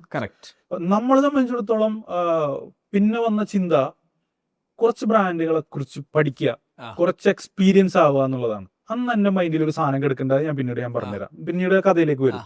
അങ്ങനെ 1, 2, 3, 4 ബ്രാൻഡുകളെ കുറിച്ച് ഞാൻ പഠിച്ച് ആ ഒരു ബ്രാൻഡുകളുടെ പ്രോബ്ലം എന്താണെന്നും ആ ബ്രാൻഡുകളുടെ അഡ്വാൻറ്റേജസ് എന്താണെന്നുള്ളതൊക്കെ പഠിക്കാൻ പറ്റി. അവിടെ ഒരുപാട് ആളുകളെ കണക്ട് ചെയ്യാൻ പറ്റി. പല ബ്രാൻഡിൽ നിന്നും ഒരുപാട് ആളുകളെ കണക്ട് ചെയ്യാൻ പറ്റി. ഒരു കമ്മ്യൂണിറ്റി നമുക്ക് ബിൽഡ് ചെയ്യാൻ പറ്റി. അങ്ങനെ ഇരിക്കുന്ന സമയത്ത് അവിടെ നിന്ന് ഞാൻ റിസൈൻ ചെയ്ത് ഞാൻ തിരിച്ച് നാട്ടിലേക്ക് വന്ന് 2 കൊല്ലം കഴിഞ്ഞിട്ട് ഞാൻ റിസൈൻ ചെയ്തിട്ട് നാട്ടിൽ എന്തെങ്കിലും സ്വന്തമായിട്ട്, ഞാൻ പറഞ്ഞില്ല ഫിനാൻഷ്യലി കുറച്ച് പ്രശ്നങ്ങളൊക്കെ മാറിയപ്പോ ഈ നാട്ടിലേക്ക് തിരിച്ചു വരാൻ ഇടയ്ക്ക് തോന്നുമല്ല. അങ്ങനെ ഞാനൊരു കാർ വാഷ് ബിസിനസ് സ്റ്റാർട്ട് ചെയ്ത് കൊറോണയില് ഒട്ടിപ്പൊളിഞ്ഞ് പാളീസായി. കാറ് വരാൻ പറ്റില്ല, വാടക കൊടുത്തോണ്ടിരിക്കണം, സ്റ്റാഫിന് സാലറി കൊടുത്തോണ്ടിരിക്കണം. ഏകദേശം 1.5 കൊല്ലത്തോളം കാർ വാഷ് അടച്ചിട്ടുണ്ട് വന്നു. നല്ലൊരു കൺസെപ്റ്റ് ആയിരുന്നു. പക്ഷെ നമ്മളൊരു പീക്കിലേക്ക് എത്തുന്ന സമയമായപ്പോഴത്തേനും ഇങ്ങനെ ഒരു പ്രശ്നം വന്നു. പിന്നെ നമ്മളുടെ വേറൊരു ജോലിക്ക് പോകാനും പറ്റാത്തൊരു സാഹചര്യം വന്ന സമയത്താണ് എന്നെ നാസർക്ക് വിളിക്കുന്നത്. ഡയറക്ടർ, സൗദിയിലെ ഡയറക്ടർ നാസർക്ക്, എടാ നീ കോഴിക്കോട് നെസ്റ്റ് വരുന്നുണ്ട്, നീ അവിടെ പോയി ജോയിൻ ചെയ്യുന്നത്. അപ്പൊ ഞാനാണെങ്കിൽ ബുദ്ധിമുട്ടിലിരിക്കുന്ന സമയമാണ്, പെട്ടെടുക്കുന്ന സമയത്താണ്. അത് കേട്ടപ്പോ എനിക്ക് ഭയങ്കര സന്തോഷമായി. ഞാൻ പറഞ്ഞ നാസർക്ക് ഞാൻ പോവാന്ന് പറഞ്ഞു. അങ്ങനെ മുനീർ ഭായിനെ പോയി കണ്ട് ജോയിൻ ചെയ്ത് കൊടുത്ത ഫസ്റ്റ് GM ആയിട്ട് ഞാൻ ജോയിൻ ചെയ്ത്. അതും എന്നെ സംബന്ധിച്ചിടത്തോളം വലിയൊരു എക്സ്പീരിയൻസ്. കാരണം കൊച്ചിയിൽ ഓപ്പൺ ചെയ്ത സമയത്ത് ഞാൻ അവിടെ മാനേജറായിട്ട് വന്നു. കോഴിക്കോട് നെസ്റ്റ് വന്ന സമയത്ത് അവിടെ GM ആയിട്ട് വന്നു. എന്നെ സംബന്ധിച്ചിടത്തോളം DGM ആണ്. അപ്പൊ എന്നെ സംബന്ധിച്ചിടത്തോളം ഞാൻ ഡെപ്യൂട്ടി GM ആയിട്ട് വന്നത്. അന്ന് ഞാൻ തന്നെ ഉള്ളു. അപ്പൊ അന്ന് എന്നെ സംബന്ധിച്ചിടത്തോളം വലിയൊരു ഓപ്പർച്യൂണിറ്റി ആണ്. കാരണം കേരളത്തിൽ ആദ്യമായിട്ട് ഇങ്ങനെ ഒരു GCC ബ്രാൻഡ് വരികയാണ്. ആ ഒരു ബ്രാൻഡിൽ അസോസിയേറ്റ് ചെയ്യാൻ പറ്റുകയാണ്. നാളെ എന്റെ കരിയറിൽ ഇത് യൂസ് ചെയ്യാൻ പറ്റും, എടുത്തു വെക്കാൻ പറ്റുന്ന ഒരു സംഭവം. അവിടെ ഈ പറഞ്ഞ പോലെ സാലറി ഞാൻ ചിന്തിച്ചിട്ടില്ല. പക്ഷെ അത്യാവശ്യം നല്ല സാലറി അവിടെ കിട്ടി. ഒരു DGMന്റെ സാലറി അത്യാവശ്യം നല്ല സാലറി അവിടെ കിട്ടി. ലൈഫ് സെറ്റിൽ ആവാനുള്ള ഒരു ട്രാക്കിൽ നമുക്ക് കൊണ്ടുപോകാൻ പറ്റും. കോഴിക്കോടിലേക്ക് ഞാൻ കളം മാറ്റി ചവിട്ടി. എന്റെ വൈഫിന് അവിടെ ഹിദായയില് സ്കൂളിൽ ജോലിയും കിട്ടി. മക്കൾ അവിടെ ചേർത്തി. ഞങ്ങൾ അവിടെ ലാൻഡ്മാർക്കിൽ ഫ്ലാറ്റ് ഒക്കെ എടുത്ത് താമസമൊക്കെ തുടങ്ങി. ഒന്ന് ട്രാക്കായി വരികയാണ്. നെസ്റ്റോ സ്റ്റാർട്ട് ചെയ്യാണ്. കൊറോണ സമയത്താണെന്ന് ഓർക്കണം. കൊറോണ വന്നതോടുകൂടി പിന്നെയും ബ്ലോക്കായി. ഷോപ്പ് തുറക്കാൻ പറ്റാത്ത സാഹചര്യം. ബുധനാഴ്ച മാത്രം ഷോപ്പ് തുറക്കാം. വൈഫിന്റെ ജോലി ഉണ്ട്, പോകാൻ പറ്റില്ല. സ്കൂളില്ല, ഒക്കെ ഓൺലൈനാണ്. നമ്മളും സ്റ്റെക്കാണ് ഇവിടെ. കോഴിക്കോട് നിന്ന് വീട്ടിലേക്ക് പോകണമെങ്കിൽ തന്നെ നമുക്ക് അന്ന് ഈ ഹൈവേ ഒന്നുമില്ല, ഈ ഒരു ഹൈവേ അല്ല, 4 മണിക്കൂറൊക്കെ പോകേണ്ട ഒരു സാഹചര്യം. പക്ഷെ എന്നാലും പാസ്സൊക്കെ വേണം. ഞങ്ങൾ ഇവിടെ കുടുങ്ങി. ഈ ജീവിതം സാലറി നിന്നപ്പോ ജീവിതം നിന്നുള്ള ഒരു സാഹചര്യത്തിലേക്ക് ഇങ്ങനെ പോയിക്കൊണ്ടിരിക്കാണ് കേട്ടോ. എന്തിനു സാലറി കട്ട് വന്ന് നമ്മൾ ജോലിക്ക് എന്നാലും ചെറിയൊരു സാലറി എന്നുള്ള രീതിയിൽ ഇടയ്ക്ക് ഇങ്ങനെ തരുന്നല്ലാതെ ഞാൻ ഈ ഓൺലൈനിൽ നിന്നൊക്കെ ലോൺ എടുക്കാൻ തുടങ്ങി. ചെറിയ നമ്മളെ ഇതിലെ അങ്ങനെയൊക്കെ ആയി തുടങ്ങിയ ഒരു സാഹചര്യം. ഇനി നിന്നിട്ട് കാര്യമില്ല, ആകെ പ്രശ്നമാണ്, തിരിച്ചു കയറല്ലാണ്ട് വേറൊരു വഴിയില്ല എന്ന് വിചാരിച്ചപ്പോഴാണ് വേറൊരു ബ്രാൻഡിനെ കുറിച്ച് ചിന്തിക്കാൻ തുടങ്ങിയത്. അങ്ങനെ ഞാൻ സഫാരിയിലേക്ക് പോയി, ഖത്തറിലേക്ക്. ഖത്തർ സഫാരി എന്ന് പറഞ്ഞാൽ അത്യാവശ്യം തിരക്കുള്ളാത്തൊരു വലിയൊരു ഗ്രൂപ്പാണ്. ആ ഒരു ഗ്രൂപ്പിലേക്ക് BDM ആയിട്ട് ഞാൻ പോയി. അതിനു മുമ്പ് വേറൊരു കാര്യം. അതിനു മുമ്പ് നെസ്റ്റോന്ന് ഇറങ്ങിയിട്ട് വാഗൺ മാർട്ടിൽ ജോയിൻ ചെയ്തു. വാഗൺ മാർട്ടിൽ വൺ ഓഫ് കൺസെപ്റ്റ് ഭയങ്കര കൺസെപ്റ്റ് ആണ്. ലോഗോ ഞാൻ നേരത്തെ പറഞ്ഞ പോലെ പ്രസന്റേഷൻ ഒക്കെ അടിപൊളിയാണ്. പ്രീമിയം സൂപ്പർ മാർക്കറ്റ് ആണ്. കോഴിക്കോട് തന്നെ അങ്ങനെ ഒരു 4 ഔട്ട്ലെറ്റും കാര്യങ്ങളും. വിഷൻ ഭയങ്കര വിഷമാണ്. നല്ല ഒരു തൂണ് പോലും കാണൂല, തൂണില്ല. വിഷൻ അടിപൊളിയാണ്, ബ്രാൻഡിങ് അടിപൊളിയാണ്. ആ ഒരു ഷോപ്പിന്റെ സെറ്റിങ്സും കാര്യങ്ങളൊക്കെ പന്നിങ്കരയിലൊക്കെ ഉള്ള ഷോപ്പൊക്കെ ഉണ്ടാകാൻ അറിയാം. അടിപൊളിയായിട്ട് ചെയ്തിട്ടുണ്ട്. ഉപരിക്ക് വേറെ കുറെ വിഷനുകളുണ്ട്. പക്ഷെ നമ്മളുടെ ആ ഒരു ഹൈപ്പർ മാർക്കറ്റിൽ നിന്നുള്ള എക്സ്പീരിയൻസ് ആ ഒരു സൂപ്പർ മാർക്കറ്റിനകത്തേക്ക് കുറച്ചുള്ളൂ. കുറച്ചുകൂടി വിസിബിൾ ആയിട്ട് പോകാൻ വേണ്ടിയിട്ട് ഞാൻ അവിടെ നിന്ന് മാറി. ഞാൻ പിന്നെ GCCയിലേക്ക് തന്നെ പോകാന്നുള്ള രീതിയിൽ എനിക്ക് ഇങ്ങനെ ഓപ്പർച്യൂണിറ്റി വന്ന് BDM ആയിട്ട് ഞാൻ പോയി. BDM ആയിട്ട് ഞാൻ പോയി. എന്തുകൊണ്ടോ അവിടെ എനിക്ക് അങ്ങോട്ട് മുഴുവനായിട്ട് എനിക്ക് JD തന്നിട്ടുണ്ടായില്ല. എന്റെ ജോബ് ഡിസ്ക്രിപ്ഷൻ എന്താണെന്നുള്ളത് ഒരു BDM എന്ന് പറയുന്നത് അവിടെ ആദ്യത്തെ പൊസിഷനാണ്. ആദ്യമായിട്ടാണ് അവിടെ BDM എന്ന് പറഞ്ഞ പൊസിഷൻ വരുന്നത്. ഈ BDM എന്താണ് ചെയ്യേണ്ടത് എന്നുള്ളൊരു JD എനിക്ക് തന്നിട്ടില്ല, അവിടെ ബൈലോയിൽ എഴുതി വെച്ചിട്ടില്ല. ഇങ്ങനെ ഒരു പൊസിഷൻ ആദ്യമായിട്ട് വരികയാണ്. അപ്പോ ഞാൻ എന്ത് ചെയ്യേണ്ടതെന്നുള്ളത് എന്നോട് പറയാത്തോളത്തോളം കാലം എനിക്കത് ചെയ്യാൻ പറ്റില്ല. അപ്പൊ ഞാനൊരാളെ ജോലിക്ക് വെക്കുന്ന സമയത്ത് ഞാൻ ആദ്യം അയാൾക്ക് കൊടുക്കുക, നിന്റെ JD ഇതാണ്, നീ ഇന്ന കാര്യങ്ങൾ ചെയ്യണം, ഇന്ന കാര്യങ്ങൾ ചെയ്യേണ്ടതാണ്. അവിടെ ഒരു ഫാമിലി ഓറിയന്റഡ് ബിസിനസ്സും പാർട്ട്ണർഷിപ്പ് ബിസിനസ് ഒക്കെ ആയതുകൊണ്ട് 2 പാർട്ട്നേഴ്സാണ്. അതിലൊരു പാർട്ട്ണർ ഇന്ന കാര്യം ചെയ്യണം എന്ന് പറയുമ്പോൾ നമ്മൾ ആ രീതിയിൽ പോകുമ്പോൾ മറ്റയാൾക്ക് ഇഷ്ടപ്പെടുന്നില്ല. അപ്പോ ഏതൊരു മാർക്കറ്റിലും ഗ്രൂപ്പിസം നിർബന്ധമായിട്ടുണ്ടാവും, പ്രത്യേകിച്ച് റീറ്റെയിലിൽ ഉണ്ടാവും. അപ്പൊ ഇന്നാളൊരു ഗ്രൂപ്പ് ഇന്നാളൊരു ഗ്രൂപ്പും ഈ 2 ഗ്രൂപ്പിന്റെ നടുവിൽ നിന്നിട്ട് ഞാൻ ഓരോന്ന് പെടാപ്പാട് വിട്ട് പിന്നെ എനിക്കെതിരാവാൻ വേണ്ടിട്ട് ഇവർ രണ്ടാളും ഒന്നിച്ച്. അത് ഏതൊരു റീറ്റെയിൽ സ്ഥാപനത്തിലും കോർപ്പറേറ്റിലും ഉണ്ടാവുന്ന സംഭവം തന്നെയാണ്. പക്ഷെ ഞാനാണെങ്കിലേ കുറച്ച് പെർഫോമൻസ് ഓവറാക്കി കളഞ്ഞു. ഓവറാക്കി ചളാക്കാന്ന് പറഞ്ഞ പോലെ ഞാൻ ആത്മാർത്ഥത കൂടിയിട്ട് ഞാൻ ചീഞ്ഞ തക്കാളി എടുത്തിട്ട് ഫോട്ടോ എടുക്കും, എന്നിട്ട് ഗ്രൂപ്പിലിടും. എന്തെങ്ങനെ ഇതിങ്ങനെ മറ്റേത് എന്തിങ്ങനെ. പക്ഷെ എനിക്കത് മിണ്ടാണ്ടിരുന്നാ മതിയായിരുന്നു. അപ്പൊ എന്നോട് ഒരു ഡയറക്ടർ പറഞ്ഞത് ഇങ്ങനെ ചെയ്യണം എന്നാണ്. അത് മറ്റാൾക്ക് ഇഷ്ടപ്പെടില്ല. അങ്ങനെ ശത്രുത കൂടി വന്ന സമയത്ത് നമ്മളെ കുത്താൻ ഒരുപാട് ആളുകൾ അവിടെ നിന്ന് വന്നു. ജീവിതത്തിൽ ഇനിയും വലിയ പാഠങ്ങൾ പഠിക്കാനുള്ള എന്നുള്ളത് അതുകൊണ്ട് മനസ്സിലായി. എങ്ങനെ എന്നെ പൂട്ടാന്നുള്ളതായിരുന്നു പിന്നെ അവരുടെ ചിന്ത. ഞാൻ ഒരുപാട് വിഷമിച്ചൊരു സംഭവമാണ്. ആ ഒരു എന്റെ ലൈഫിലെ വലിയൊരു ടേണിംഗ് പോയിന്റും അവിടെ നിന്നാണ് വരുന്നത്. ഞാൻ എന്റെ ലൈഫിൽ ഏറ്റവും കൂടുതൽ സ്ട്രഗിൾ ചെയ്തത് അതാണ്. 2022 വേൾഡ് കപ്പിന്റെ ആ ഒരു ടൈമിലാണ് ഇതൊക്കെ സംഭവിക്കുന്ന സമയത്ത്. അല്ല, സ്ട്രഗിൾസ് ബിൽഡ്സ് യു. അതാണ് ഞാൻ മനസ്സിലാക്കി. അന്ന് സ്ട്രഗ്ലിങ്ങിലൂടെ അതുകൊണ്ട് ഞാനത് ഒരു കണക്കിന് ഞാൻ പറയും, ഞാൻ എപ്പോഴും വിഷമിച്ചതും ഞാൻ എന്റെ ജീവിതത്തിൽ നേടിയതും ഈ ഒരൊറ്റ ഇൻസിഡന്റ് കൊണ്ട് മാത്രമാണ്. അന്ന് എന്നെ ഉപദ്രവിച്ച ആളുകൾക്കൊക്കെ പിന്നെ ദൈവം അവർക്ക് ഇപ്പോഴും മീഡിയയിൽ എടുത്ത് നോക്കിക്കഴിഞ്ഞാൽ അവരെവിടെയൊക്കെ എടുക്കണം എന്നുള്ളത് ക്ലിയർ ആണ്. ബുദ്ധിമുട്ടിച്ച ആൾക്കാർക്കൊക്കെ ദൈവം അവരേതായിട്ടുള്ള രീതിയിൽ കൊടുത്തിട്ടുണ്ട്. പിന്നെ അതിൻ്റെതായിട്ടുള്ള പല സ്റ്റോറികളും അവർക്ക് ക്രിയേറ്റ് ചെയ്യാനായിട്ട് പറ്റിയിട്ടുണ്ട്. നമ്മൾ ഒന്നിനും നിന്നില്ല, നമ്മൾ നമ്മുടേതായിട്ടുള്ള രീതിയിലേക്ക് വന്ന് എന്റെ വഴി എന്താന്നുള്ളത് അവിടെ നിന്നാണ് ടേണിംഗ് പോയിന്റ് ആയത്. ടേണിംഗ് പോയിന്റ് ആവണത് ഈ ഒരു ജോലി നഷ്ടപ്പെട്ടിട്ട് ഇനി എന്ത് എന്നുള്ളൊരു ചിന്തയിലെത്തി. അന്ന് ഞാനാണ് ഈ വീട് പണി സ്റ്റാർട്ട് ചെയ്ത് വെച്ച് സാലറി ഒക്കെ നിന്ന സമയത്ത് അവിടെ സ്റ്റക്കായി. അപ്പോ ഞാനും എന്റെ ഭാര്യ 2 മക്കളാണ്. അപ്പൊ നമുക്കിത് കംപ്ലീറ്റ് ചെയ്യണമല്ലോ ഉള്ള രീതിയിൽ ഞാനിങ്ങനെ പോകുന്നതാണ്. അങ്ങനെ സ്റ്റക്കായി നിൽക്കുന്ന സമയത്താണ് തിരിച്ചു നാട്ടിലേക്ക് പോകാൻ പറ്റില്ല. ജോലി പോയി, പക്ഷെ തിരിച്ചു പോകാൻ പറ്റില്ല. അപ്പൊ ഞാൻ ഇവരോട് പറഞ്ഞു, നിങ്ങൾ എന്നെ ഇങ്ങനെ കൊണ്ടുവന്നാണ്, എനിക്ക് NOC ഒന്നും ഞാൻ എവിടെയെങ്കിലും എന്തെങ്കിലും ചെയ്തിട്ട് പോവാം. ഇവരാണെങ്കിൽ ജന്മത്തെ NOC വരില്ല. പക്ഷെ NOC ഞാൻ മേടിച്ചെടുത്ത് ഞാൻ അത്യാവശ്യം 1-2 മാസം ആ വിസ തീരുന്നവരെ അവിടെ നിൽക്കാന്നുള്ള പ്ലാനില് ഇങ്ങനെ നിൽക്കുന്ന സമയത്താണ് അപ്പുറത്തൊരു മെസ് ഉണ്ട്. ആ മെസ്സിൽ ഭക്ഷണം കഴിക്കാൻ വേണ്ടിട്ട് നടന്നു പോകണം രാത്രി. അന്ന് മൈൻഡൊക്കെ ഔട്ടാണ്. ഞാൻ ഇനി എന്ത് ചെയ്യും? എന്റെ മക്കളെ കാര്യം ആലോചിച്ചിട്ട് ഞാൻ ടെൻഷനാണ്, എന്റെ ഭാര്യയുടെ കാര്യം ആലോചിച്ചിട്ട് ടെൻഷനാണ്. മറ്റുള്ളവരുടെ മുന്നിൽ ഞാനൊരു കോമാളിയാണ്. കാരണം ഞാൻ പല ബ്രാൻഡിൽ വർക്ക് ചെയ്ത്. ഷാൻ എന്നെ ആലോചിച്ചു, ഞാൻ ഇനി ഏത് ബ്രാൻഡിൽ പോകും? ലുലു ആയി, നെസ്റ്റോ ആയി, നെസ്റ്റോയില് 2ാമത് പോയി, ലുലുല് 2ാമത് പോയി, ബിസ്മില് വർക്ക് ചെയ്ത്, വാഗൺ മാർട്ടിൽ വർക്ക് ചെയ്ത്. ഇനി ഞാൻ ഏതൊരു ബ്രാൻഡിൽ പോകും? ആളുകൾ തന്നെ HR മുന്നിൽ ഇരുന്നാല് അവര് പറയില്ല നിങ്ങൾ ഒരിക്കലും നിൽക്കൂല, ചാടി നിൽക്കാണ്. അപ്പോ അതൊരു നാണക്കേട്. നാട്ടുകാര് ചോദിക്കും, എന്റെ വൈഫിനോ മറ്റുള്ളവർക്കോ ഒക്കെ ഒരു നാണക്കേടുള്ള ദിവസം. ഇനി എന്ത് ചെയ്യും? നമുക്ക് അവസാനിപ്പിക്കാൻ പറ്റുമോ? അതും പറ്റൂല. അങ്ങനെ ടെൻഷൻ അടിച്ച് ഇങ്ങനെ നടക്കുന്ന സമയത്താണ് എന്റെ അടുത്തൊരു ക്യാമറ ഫോണ്, ഓപ്പോയുടെ ഒരു ഫോണാണ്. ഞാൻ അതിലിങ്ങനെ സെൽഫി എടുത്തിട്ട് ജസ്റ്റ് എനിക്ക് അറിയാവുന്ന കുറച്ച് ഹൈപ്പർ മാർക്കറ്റുകളെ കുറിച്ചിട്ടുള്ള കുറച്ച് കഥകൾ ഇങ്ങനെ പറയാൻ തുടങ്ങി. രാത്രി ഒരു 10 മിനിറ്റ്സ് ഇങ്ങനെ സംസാരിക്കും. അന്ന് ടിക്ടോക്കില് ഫുള്ള് ഡാൻസ് കളിക്കല്, പാട്ടുപാടലൊക്കെ ഉള്ളൂ. അപ്പൊ എനിക്കറിയാം ഇതിലൊന്നും കാര്യമില്ല. പക്ഷെ എന്നാലും ഇതിങ്ങനെ പറഞ്ഞുകൊണ്ടിരിക്കുമ്പോ എന്റെ അറിവ് കൂടുള്ളൂ എന്നുള്ള എനിക്കറിയാം. എനിക്കിപ്പോ ഈ ഒരു കരിക്കിനെ കുറിച്ചിട്ട് അറിയാം. ഈ കരിക്കിന്റെ അഡ്വാൻറ്റേജ് എന്താണെന്നുള്ളത് ഞാൻ പറഞ്ഞു കൊടുക്കുമ്പോ ഇത് അറിയേണ്ട ആളുകളിലേക്ക് എത്തുമ്പോ അവരത് കാണുമല്ലോ. അതേപോലെ ഞാൻ ഹൈപ്പർ മാർക്കറ്റ് എന്താണെന്നും സൂപ്പർ മാർക്കറ്റ് എന്താണെന്നും ഫ്രണ്ടിന്റെ എന്താണെന്നും GR എന്താണെന്നൊക്കെ ഞാനിങ്ങനെ പറയാണ്. അത് അറിയുന്ന ആൾക്കാർക്ക് അറിയാം. അത് പറയാൻ കാരണം നിങ്ങൾക്ക് എന്തായിരിക്കും കാരണം എന്റെ ബ്ലഡില് റീറ്റെയിൽ ആണ്, ഹൈപ്പർ മാർക്കറ്റ് ആണ്. അതെ. ഹൈപ്പർ മാർക്കറ്റിനെ കുറിച്ചിട്ടുള്ള സ്റ്റോറീസ് എനിക്കറിയാം. അതിൽ ഞാൻ 100% കോൺഫിഡന്റ് ആണ്. അതെ. അതാണ് ഞാൻ പറഞ്ഞത്, from the scratch to from the director. അപ്പൊ ഇതിലുള്ള ഒരുപാട് ഈ ഒരു കഥ പറയാൻ നമ്മ ഇത്ര എടുത്ത സമയല്ലേ, അതെ, അത് എത്രത്തോളം വർഷങ്ങൾക്ക് എടുത്തിട്ടുണ്ടാവും. കറക്റ്റ്. ആ ഓരോ വർഷത്തെ കഥ, ഓരോ സുധീഷിന്റെ കഥ, ഓരോ ജോൺസന്റെ കഥ, ഓരോ സൈഫുക്കാരുടെ കഥ, ഇതൊക്കെ എനിക്ക് പറയാനുണ്ട്. എന്റെ കണ്ടന്റ് അതാന്ന് ഞാൻ മനസ്സിലാക്കി. ഒരു ഹൈപ്പർ മാർക്കറ്റിൽ നടക്കുന്ന കാര്യങ്ങൾ, behind the stories of the hyper market, ഞാൻ ഇങ്ങനെ പറയാൻ തുടങ്ങി. അന്ന് പേരൊന്നുമില്ല, സബീർ ഇബ്രാഹിം എന്ന് പറഞ്ഞിട്ട് ഇങ്ങനെ പോവാണ്. അങ്ങനെ ഒരു വീഡിയോയില് ഞാൻ നെസ്റ്റോവും ലുലുവും തമ്മിലുള്ള ഒരു എന്തുകൊണ്ട് ജി പാസ് നെസ്റ്റോയുടെ എന്തുകൊണ്ട് ജി പാസ് ലുലുവിൽ ഇല്ല എന്നുള്ള ഒരു കണ്ടന്റ് ചെയ്തു. ഐക്കൺ ഉണ്ടല്ലോ, ഐക്കൺ ഉണ്ട്. എന്തുകൊണ്ട് നെസ്റ്റോയില് ലുലുവില് ജി പാസ് ഇല്ല? അതായത് ജി പാസ് എന്ന് പറയുന്നത് ഒരു ബ്രാൻഡാണ്, അറിയില്ല. ജി പാസ് എന്തുകൊണ്ട് ലുലുവിൽ ഇല്ല എന്നുള്ളതിന്റെ ടിക്ടോക്കിൽ ചെയ്ത സമയത്ത്, ടിക്ടോക്കിൽ ഈ വീഡിയോ ഞാൻ പോലും അറിയാതെ ഈ സാധനം കത്തി അങ്ങോട്ട് കയറിപ്പോയി. കുറെ ആളുകൾ സാധനങ്ങൾ എത്തി, ആളുകളെ റെക്കഗ്നൈസ് ചെയ്യാൻ തുടങ്ങി. ആ സമയത്ത് ഞാൻ എന്താക്കി, ഞാനിങ്ങനെ വീഡിയോസ് ഇങ്ങനെ ചെയ്യണം. അപ്പൊ എനിക്ക് ഓരോരുത്തർ ഇങ്ങനെ പേഴ്സണൽ മെസ്സേജ് അയക്കും, അതിനെ കുറിച്ച് പറയൂ, ഇതിനെ കുറിച്ച് പറയൂ, അതിനെ കുറിച്ച് പറയും. അപ്പൊ ഞാൻ എന്ത് ചെയ്ത്, ഈ വീഡിയോ പേജിനൊരു പേരിടണമല്ലോ, പേരെണെങ്കിൽ ഞാൻ ആലോചിച്ചിട്ട് കിട്ടുന്നില്ല. അങ്ങനെ നിൽക്കുന്ന സമയത്താണ് ഞാനിങ്ങനെ സംസാരിക്കുന്നത് സ്ട്രീറ്റ് ലൈറ്റിന്റെ വെളിച്ചത്തിലാണ്.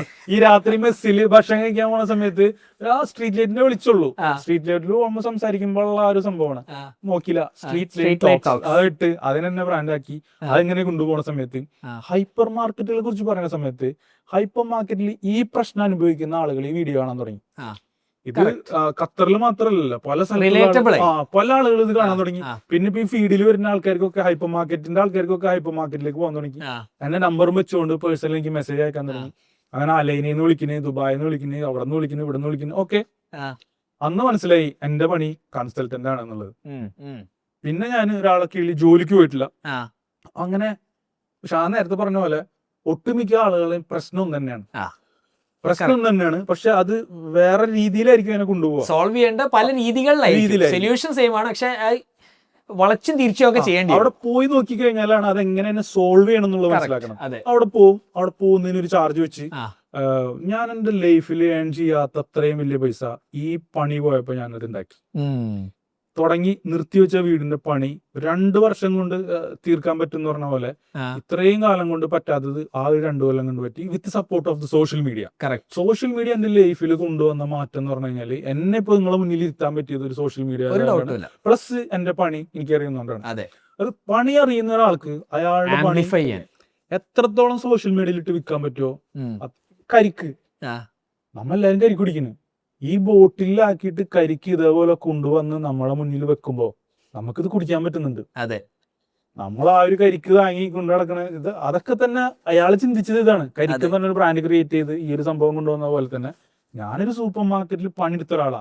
സൂപ്പർ മാർക്കറ്റിൽ എന്തെല്ലാം പ്രശ്നങ്ങൾ ഉണ്ട് എന്നുള്ളത് എനിക്കറിയാം, എന്തെല്ലാം രീതിയിൽ കുത്തലുകൾ വരുന്നുള്ളത് എനിക്കറിയാം, ഏതെല്ലാം രീതിയിൽ മുന്നോട്ട് പോവാന്നുള്ളത് അറിയാം. ഒരു പ്രശ്നം വരുമ്പോ എങ്ങനെ അതിനെ നേരിടണം എല്ലാം പഠിച്ച്, എല്ലാം ഒരുവിധം കാര്യങ്ങളൊക്കെ നമുക്കറിയാം, ഒരുവിധം പ്രശ്നങ്ങളൊക്കെ നമുക്കറിയാം. പിന്നെ പല ആളുകളും സൂപ്പർ മാർക്കറ്റ് ക്രിയേറ്റ് ചെയ്യുന്നത് മുന്നിൽ കണ്ട വേറൊരു ബ്രാൻഡ് കണ്ടുകൊണ്ടാണ്. ഫോർ എക്സാമ്പിൾ പറയുകയാണെങ്കിൽ, ഇപ്പൊ ഷാൻ ഒരു ഹൈപ്പർ മാർക്കറ്റ് തുടങ്ങണം. ഷാൻ ആദ്യം പോവാ നെസ്റ്റോ അല്ലെങ്കിൽ ലുലു എന്നുള്ളൊരു കൺസെപ്റ്റിലേക്കാണ്. അപ്പൊ നെസ്റ്റോയുടെ പോലെ ആവണം, ലുലുവിലെ പോലെ ആവണം, ഈവൻ കളർ വരെ ചോപ്പയും വെച്ചെടുക്കും. മറ്റേ ഗൾഫിൽ പോയി കഴിഞ്ഞാൽ കംപ്ലീറ്റ് ചോപ്പയും വെച്ചെന്ന് പറഞ്ഞു കഴിഞ്ഞാൽ സൂപ്പർ മാർക്കറ്റ്. നമ്മളൊരു ഹൈപ്പർ മാർക്കറ്റ് സെറ്റ് ചെയ്ത്, ഞാൻ കൺസൾട്ടന്റ് ആയിട്ട് നിൽക്കുന്ന സമയത്ത് ഒട്ടുമിക്ക ഹൈപ്പർ മാർക്കറ്റിലും ഞാനൊരു ചെറിയൊരു ബ്രാൻഡ് പാർട്ട്ണർഷിപ്പ് ഹോൾഡ് ചെയ്യും. അതിന്റെ ഒരു ഫേസ് നമ്മൾ തന്നെ ആയിരിക്കും. ഇപ്പോ നിയോമാർട്ട് നമ്മൾ സെറ്റ് ചെയ്ത്, എക്സിറ്റ് നമ്മൾ സെറ്റ് ചെയ്ത്, അതിലൊക്കെ നമുക്ക് ചെറിയ ചെറിയ പെർസെന്റേജ് ആണ്. അപ്പോ അത് സെറ്റ് ചെയ്ത സമയത്ത് ഇതിന്റെ ഒക്കെ തീം നമ്മൾ മാറ്റിക്കളഞ്ഞു. നിയോമാർട്ടിന് നമ്മൾ വേറൊരു തീമാ, പർപ്പിളും ഗ്രീനും. അതേപോലെ തന്നെ എക്സിറ്റ് വന്നപ്പോ ഗ്രീനും വൈറ്റും മാറി ചിന്തിക്കുന്ന, അതായത് എല്ലാരും വിചാരം ചോപ്പയും പച്ചയും ബോർഡ് വെച്ചാല് ഹൈപ്പർ മാർക്കറ്റ് ആയി. എന്നിട്ട് കുറച്ച് ഷെൽഫും കാര്യങ്ങൾ ഇട്ട് കഴിഞ്ഞാൽ ഹൈപ്പർ മാർക്കറ്റ് ആയി, സെറ്റായി, കാണുന്ന ആൾക്കാർക്ക് ഹൈപ്പർ മാർക്കറ്റ്. പക്ഷെ ഈ ഹൈപ്പർ മാർക്കറ്റിന്റെ ബിഹൈൻഡ് ദ സീൻസ് ഒരുപാടുണ്ട്. ഇപ്പൊ നേരത്തെ നമ്മൾ പറഞ്ഞ പോലെ front end, back end, operations, എല്ലാ ഡിപ്പാർട്ട്മെന്റിലും അതിൻ്റെതായ പ്രശ്നങ്ങൾ നടന്നുകൊണ്ടിരിക്കുകയാണ്. ഓരോ ഡിപ്പാർട്ട്മെന്റിലും ആ ഒരു പ്രോബ്ലം സോൾവ് ചെയ്ത് കൊടുക്കണമെന്നുണ്ടെങ്കിൽ അത് ഈ താഴെന്ന് വന്നിട്ടുള്ള ഒരു കൺസൾട്ടന്റിന് പറ്റും. ഇപ്പൊ ഞാൻ മാത്രമല്ല, ഒരുപാട് കൺസൾട്ടന്റ് വർക്ക് ചെയ്തിട്ടുണ്ട്. ഉണ്ട്.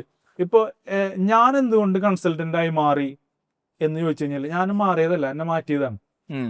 ഈ ഒരു അവസരം വന്ന സമയത്ത് ഞാനിങ്ങനെ പ്രോബ്ലംസിന്റെ കാര്യങ്ങൾ പറയുമ്പോൾ ആളുകൾ എന്നെ വിളിക്കാൻ തുടങ്ങി. ഞാൻ അവരുടെ പ്രോബ്ലംസ്. എനിക്ക് അവിടെ ഡൗട്ട് ഉണ്ട്, നിങ്ങൾ എന്തിന് കണ്ടന്റ് ചെയ്തു?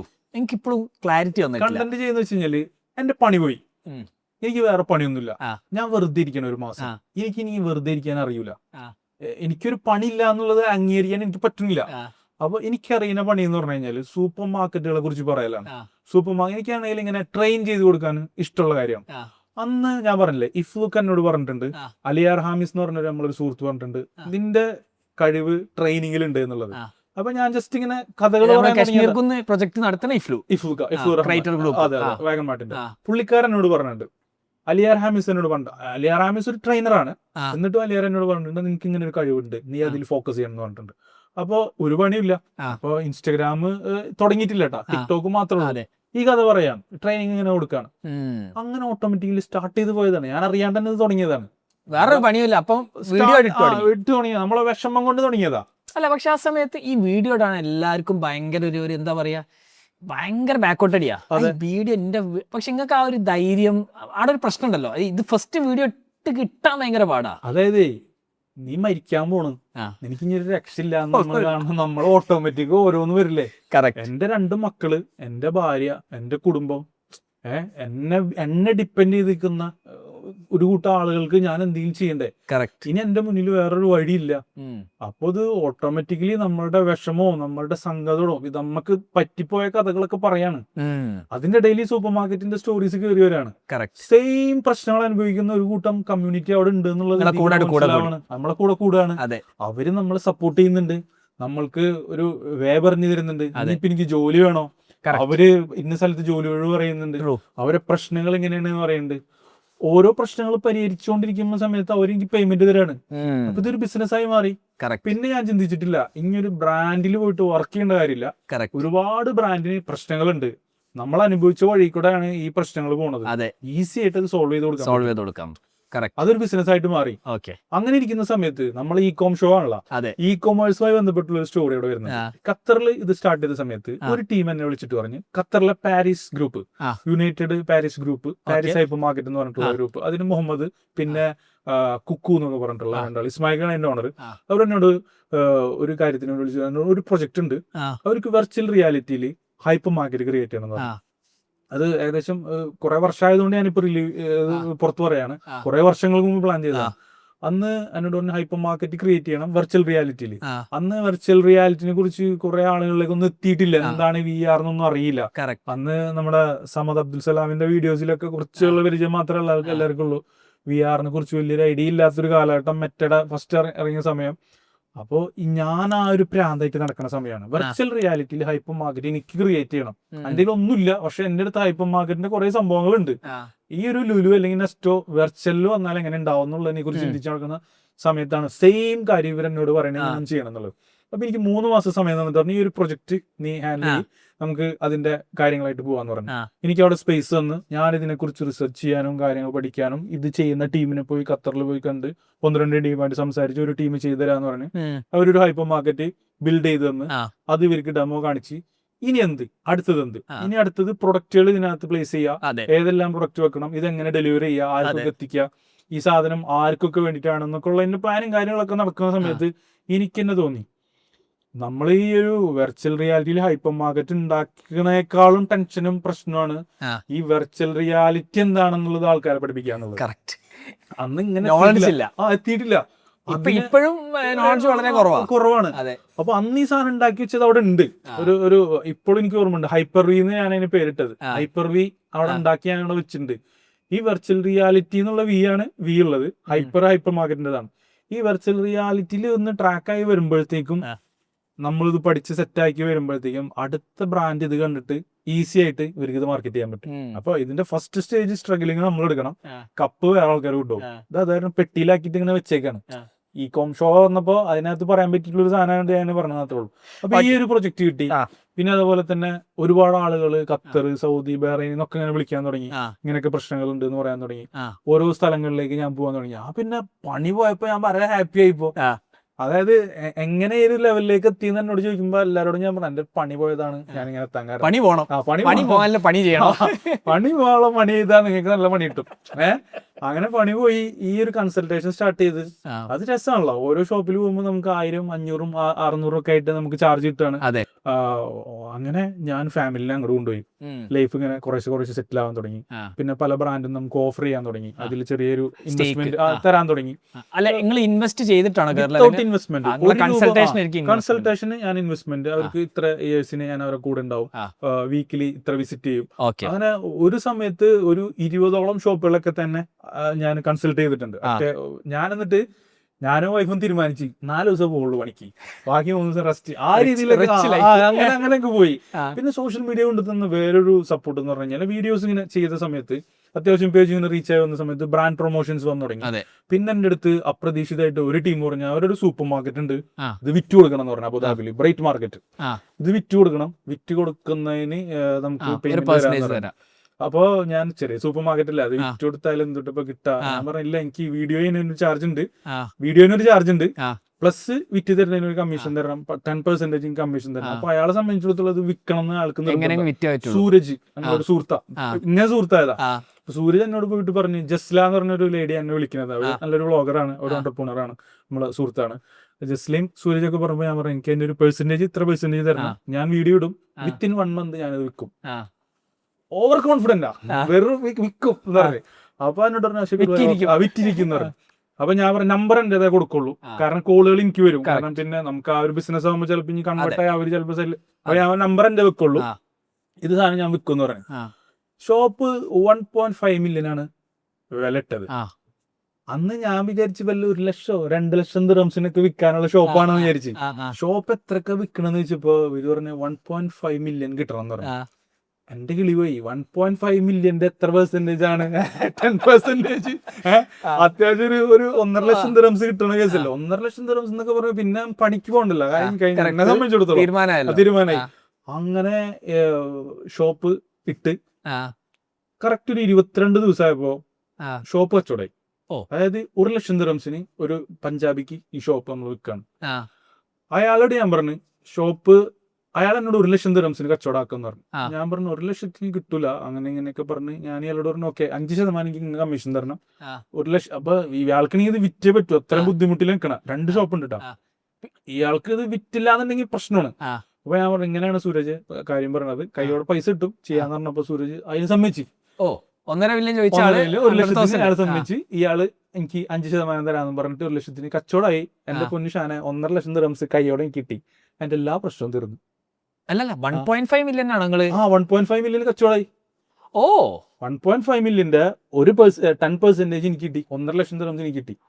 അടിപൊളി. 1.5 ലക്ഷം. അതുകൊണ്ട് ടിക്ടോക്ക് കൊണ്ട് കിട്ടിയാണ്.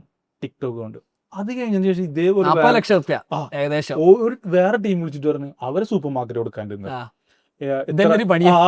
അതായത് ഇപ്പൊ നമ്മളൊരു വീഡിയോ ഇട്ടാ അതിനെ കുറിച്ചിട്ടുള്ള ഇപ്പൊ പെർഫ്യൂമിന്റെ റിവ്യൂ എന്ന് പറഞ്ഞാൽ പിന്നെ പെർഫ്യൂമിനുള്ള ആറാട്ടായിരിക്കും നമുക്ക്. കറക്റ്റ്. അതേ പറഞ്ഞ ഈ വീഡിയോ ചെയ്ത സമയത്ത് പിന്നെ കൺവേർട്ട് ചെയ്ത് ഇങ്ങനത്തെ സെയിൽസിന്റെ വീഡിയോസ് വന്നു. ആ സമയത്ത് ആ ഒരു ഷോപ്പ് ഇതേപോലെ വിൽക്കണ ടീം എന്നോട് പറഞ്ഞു ഞങ്ങൾ ഇത്ര രൂപ തരും, ഇത്ര ദിർഹംസ് കമ്മീഷൻ തരും, വിറ്റ് തരാന്ന് പറഞ്ഞു. എടുക്കാൻ വന്ന ടീം പറഞ്ഞു കമ്മീഷൻ ഒന്നും തരില്ല, നിങ്ങൾക്ക് ഇതിനകത്ത് ഇത്ര പെർസെന്റേജ് തരാന്ന് പറഞ്ഞു. കമ്പനിയിൽ നിങ്ങൾക്ക് ഇത്ര ഷെയർ തരാം, നിങ്ങൾക്ക് അതിന്റെ ഓപ്പറേഷൻസ് നിങ്ങൾ ചെയ്യണം എന്ന് പറഞ്ഞു. ഓക്കെ, ആ ഷോപ്പും വിറ്റ്. ആ ഷോപ്പ് വിറ്റ് അതിന്റെ കമ്മീഷൻ കിട്ടിയതാണ് നിയോമാർട്ട് എന്നൊരു ബ്രാൻഡ് ക്രിയേറ്റ് ചെയ്തത്. അങ്ങനെയാണ് ആ ഒരു ബ്രാൻഡ് വന്നത്. അപ്പൊ ഇത് നല്ല അടിപൊളി പരിപാടിയാണുള്ള കാര്യങ്ങളൊക്കെ ഇങ്ങനെ ആയിട്ട് പോകുന്ന സമയത്ത് പിന്നെ ഇങ്ങനെ എനിക്ക് കുറെ ഐഡിയകൾ കുറെ ഇതേപോലെ റിയൽ എസ്റ്റേറ്റിന്റെ സംഭവങ്ങൾ വന്നു. പക്ഷെ അത് ശരിക്കും ഇല്ലീഗലാണ്. നമ്മളൊരു റിയൽ എസ്റ്റേറ്റ് ആയിട്ട് ചെയ്യുകയാണെങ്കിൽ അതിന്റെ ലൈസൻസ് വേണം, അതിന്റെ ഏജന്റിനെ ചെയ്യാൻ പറ്റുള്ളൂ. നാളെ അതൊരു വള്ളിയായിട്ട് വരണം വെച്ചിട്ട് ഞാൻ ആ പരിപാടി അവിടെ വെച്ച് നിർത്തി. പിന്നെ വേറൊരു പ്രശ്നം എന്ന് പറഞ്ഞു കഴിഞ്ഞാല് ഒരു ഷോപ്പ് കൊടുക്കുമ്പോ വേറൊരാൾ എടുക്കുകയാണ്. ശരിക്കും ഒരു ഷോപ്പ് കൊടുക്കുന്ന സമയത്ത് ഈ കുറെ വ്ളോഗർമാര് ഷോപ്പിനെ കുറിച്ച് അങ്ങനത്തെ ഷോപ്പാണ് ഇങ്ങനത്തെ ഷോപ്പൊക്കെ ആണെന്നൊക്കെ പറഞ്ഞ് തള്ളി മറിച്ചിട്ടൊക്കെയാണ് വിൽക്കുക, ഞാനായാലും. പക്ഷെ ആക്ച്വലി ആ ഒരു ഷോപ്പ് പിന്നെ ഞാൻ തന്നെ പോയിട്ട് ശരിയാക്കി കൊടുക്കേണ്ട ഒരു അവസ്ഥയിലേക്ക് വരും. ഒരു ഷോപ്പ് കൊടുക്കുമ്പോ എന്തായാലും ഒരാള് നല്ല ഷോപ്പ് കച്ചവടം ചെയ്യുന്ന ഷോപ്പ് കൊടുക്കൂല. ആ ഷോപ്പിൻ്റെതായ പ്രശ്നങ്ങളുണ്ടാവും.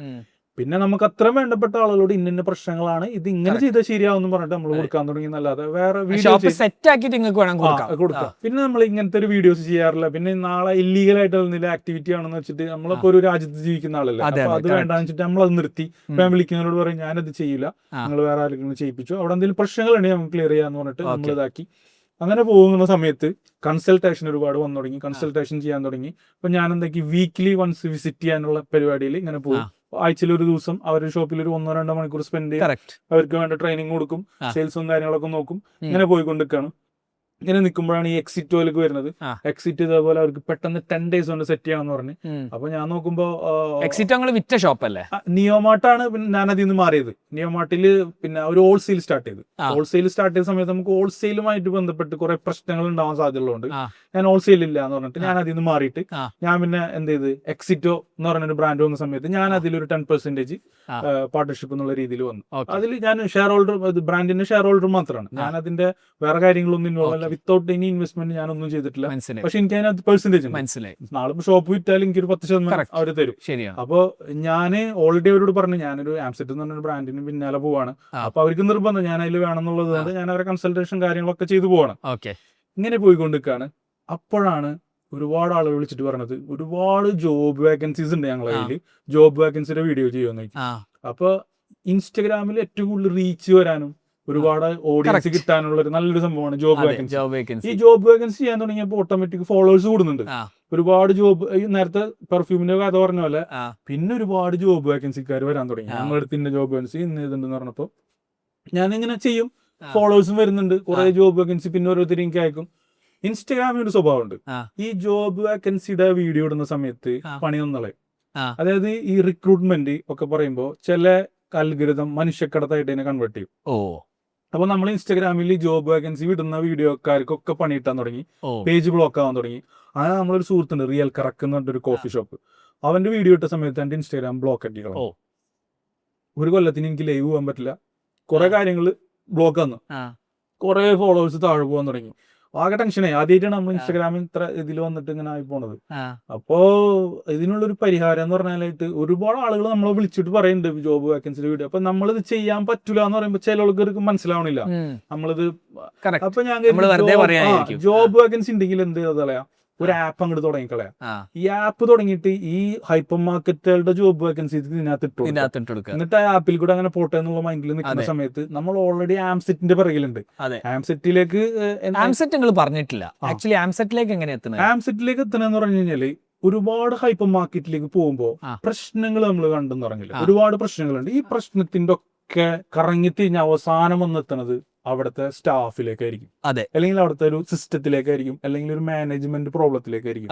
ഇതിന്റെ ഒക്കെ പ്രശ്നം എന്ന് പറഞ്ഞാല് പ്രോപ്പർ ആയിട്ടുള്ള റീറ്റെയിൽ നോളജ് ഇല്ലാത്തതിന്റെ പ്രശ്നങ്ങളാണ്. ഇപ്പൊ നേരത്തെ പറഞ്ഞില്ല, ഒരു പ്രൊഡക്റ്റ് എങ്ങനെ വെക്കണം, ആ ഒരു പ്രൊഡക്റ്റ് എത്ര ദിവസം വെക്കണം. ഇപ്പൊ റീറ്റെയിൽ തന്നെ പല ആളുകൾക്ക് അറിയാം, ഞാൻ പല വീഡിയോയിൽ ഞാൻ പറയാറുണ്ട്, ലിഫോ, ഫെഫോ, ഫിഫോ എന്നൊക്കെ പറയും, ഫസ്റ്റ് ഇൻ ഫസ്റ്റ് ഔട്ട്. ഇതൊക്കെ പ്രോപ്പർ പറയാൻ മാത്രമുള്ളത് ഫോളോ ചെയ്യണം. ഓരോ കാര്യങ്ങൾ എക്സിക്യൂട്ട് ചെയ്ത് പോകണം. ഇത് ചെയ്യുന്നുണ്ടോ എന്ന് നോക്കലാണ് സൂപ്പർവൈസറുടെ മാനേജറിന്റെ പണി. ഇതിലൊക്കെ ഓരോ ആളുകൾ ഉണ്ടാവും. ഈ ആളുകളെ കൊണ്ട് പണിയെടുപ്പിക്കുക എന്നുള്ളതാണ് ഇവരുടെ പണി. ഇവർ പണിയെടുത്തിട്ടുണ്ടോ ഇല്ല എന്നുള്ളതിന്റെ റിസൾട്ട് എപ്പോഴാണ് വരുന്നത്? നമ്മളെ ഷോപ്പിൽ ഓരോ പ്രശ്നങ്ങൾ വരുമ്പോഴാണ് നമ്മൾ മനസ്സിലാക്കുന്നത്. അപ്പൊ ഇത് പ്രോപ്പർ ആയിട്ടുള്ള നോളജ് മാനേജർക്ക് ഇല്ലാണ്ടാവുമ്പോഴും സ്റ്റാഫിന് ഇല്ലാണ്ടാവുമ്പോഴും അവിടെ വരുന്ന പ്രശ്നങ്ങളാണ് വലിയ പ്രശ്നങ്ങളായിട്ട് അവസാനം റീറ്റെയിലേക്ക് വരാം. അപ്പൊ ഈ ഒരു പ്രശ്നം റീറ്റെയിലുണ്ടല്ലോ, ഉണ്ടല്ലോ, ഈ റീറ്റെയിലിന്റെ ഈ പ്രശ്നങ്ങൾക്ക് പരിഹാരം കൊടുക്കാനാണ് നമ്മൾ എന്ത് ചെയ്തത്, ആംസെറ്റ് എന്ന് പറഞ്ഞിട്ട് ഒരു ബ്രാൻഡ് ക്രിയേറ്റ് ചെയ്തത്.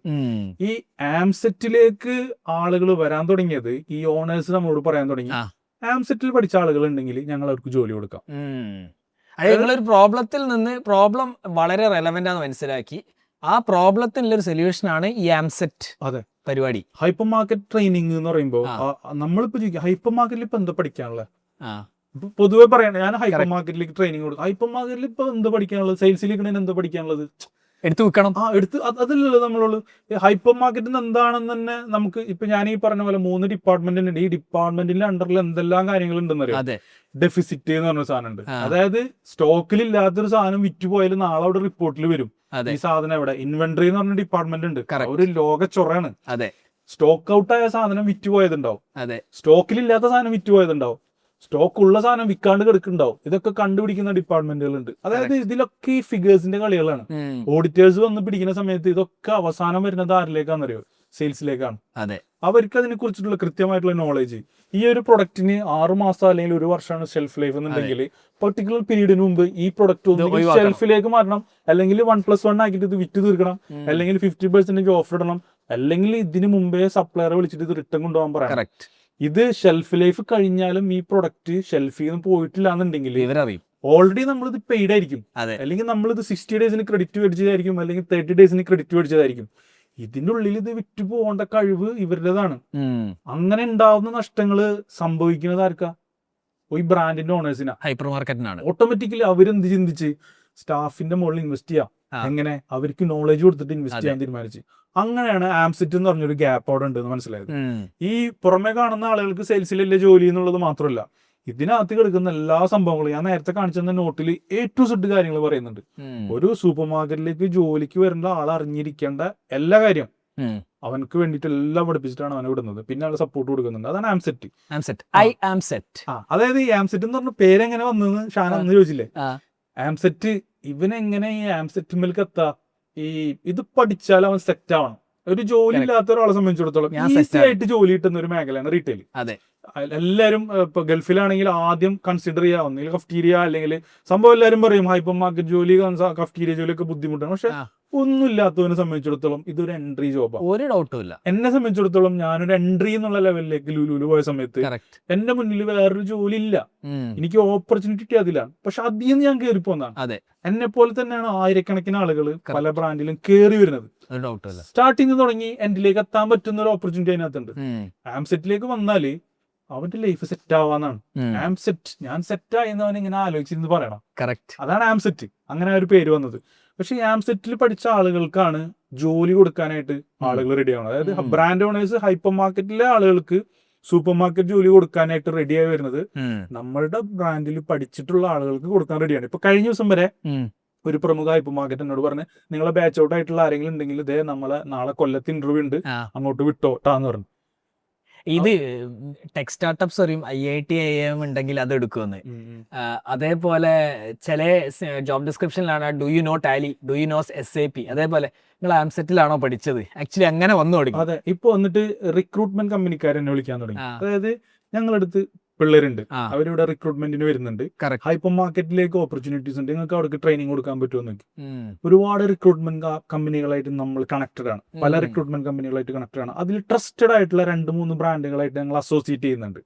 ഈവൻ ഇപ്പൊ പെരിന്തൽമണ്ണയിലുള്ള ഗ്രീൻ ജോബ്സ്, അതുപോലെ തന്നെ മറ്റുള്ള പല ബ്രാൻഡിന്റെ കമ്പനികളുണ്ട്. ഞാൻ ഓരോരുത്തരുടെ പേരെടുത്ത് പറയുന്നില്ല, നമുക്ക് എല്ലാവരും വേണ്ടപ്പെട്ടവരാണ്. അപ്പൊ അവരിലേക്ക് വരുന്ന കാൻഡിഡേറ്റ്സിനെ നമ്മൾ ട്രെയിൻ ചെയ്തിട്ട് അവർക്ക് നമ്മൾ ഈ ടെക്സ്റ്റും PDF-ഉം ഓഡിയോ നോട്ട്സും വീഡിയോ നോട്ട്സും ഒക്കെ കൊടുത്ത് അവരൊരു ബേസിക് ആയിട്ടുള്ള കാര്യങ്ങൾ പഠിപ്പിച്ചിട്ട് പിന്നീട് അവർക്ക് അപ്ഗ്രേഡ് ചെയ്യാനുള്ള ഒരു ഓപ്ഷൻ നമ്മുടെ ആപ്പിലൂടെ അവർ വരുന്നുണ്ട്.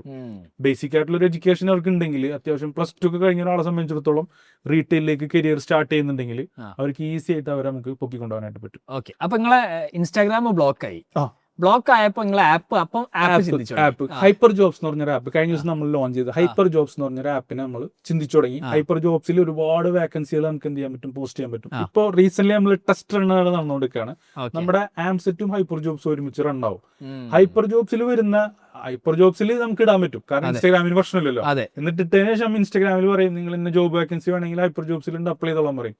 ഈ അപ്ലൈ ചെയ്യുന്ന ആളുകൾക്ക് ആംസെറ്റിൽ പഠിക്കണമെന്നുണ്ടെങ്കിൽ പഠിക്കാനുള്ള ഒരു ഓപ്ഷൻ അവർക്ക് അതുകൊണ്ട് ഈ ജോലിക്കാരെ വേണ്ടവർക്കും ജോലി വേണ്ടവർക്കും ഈ ഹൈപ്പർ ജോബ്സിൽ ഹൈപ്പർ മാർക്കറ്റ് റിലേറ്റഡുള്ള ജോലികളുണ്ട്. അതായത് ഈ ഞാൻ മനസ്സിലാക്കിയത് ഇവിടെ തന്നെ ഇഷ്ടംപോലെ പ്രശ്നങ്ങളുണ്ട് റീറ്റെയിൽ. അതായത് നമ്മുടെ ഈ കൊച്ചു കേരളത്തിൽ എന്തൊക്കെയാണ് നടക്കുന്നത്, ഇവിടെ തന്നെ കുറെ പ്രശ്നങ്ങളുണ്ട്.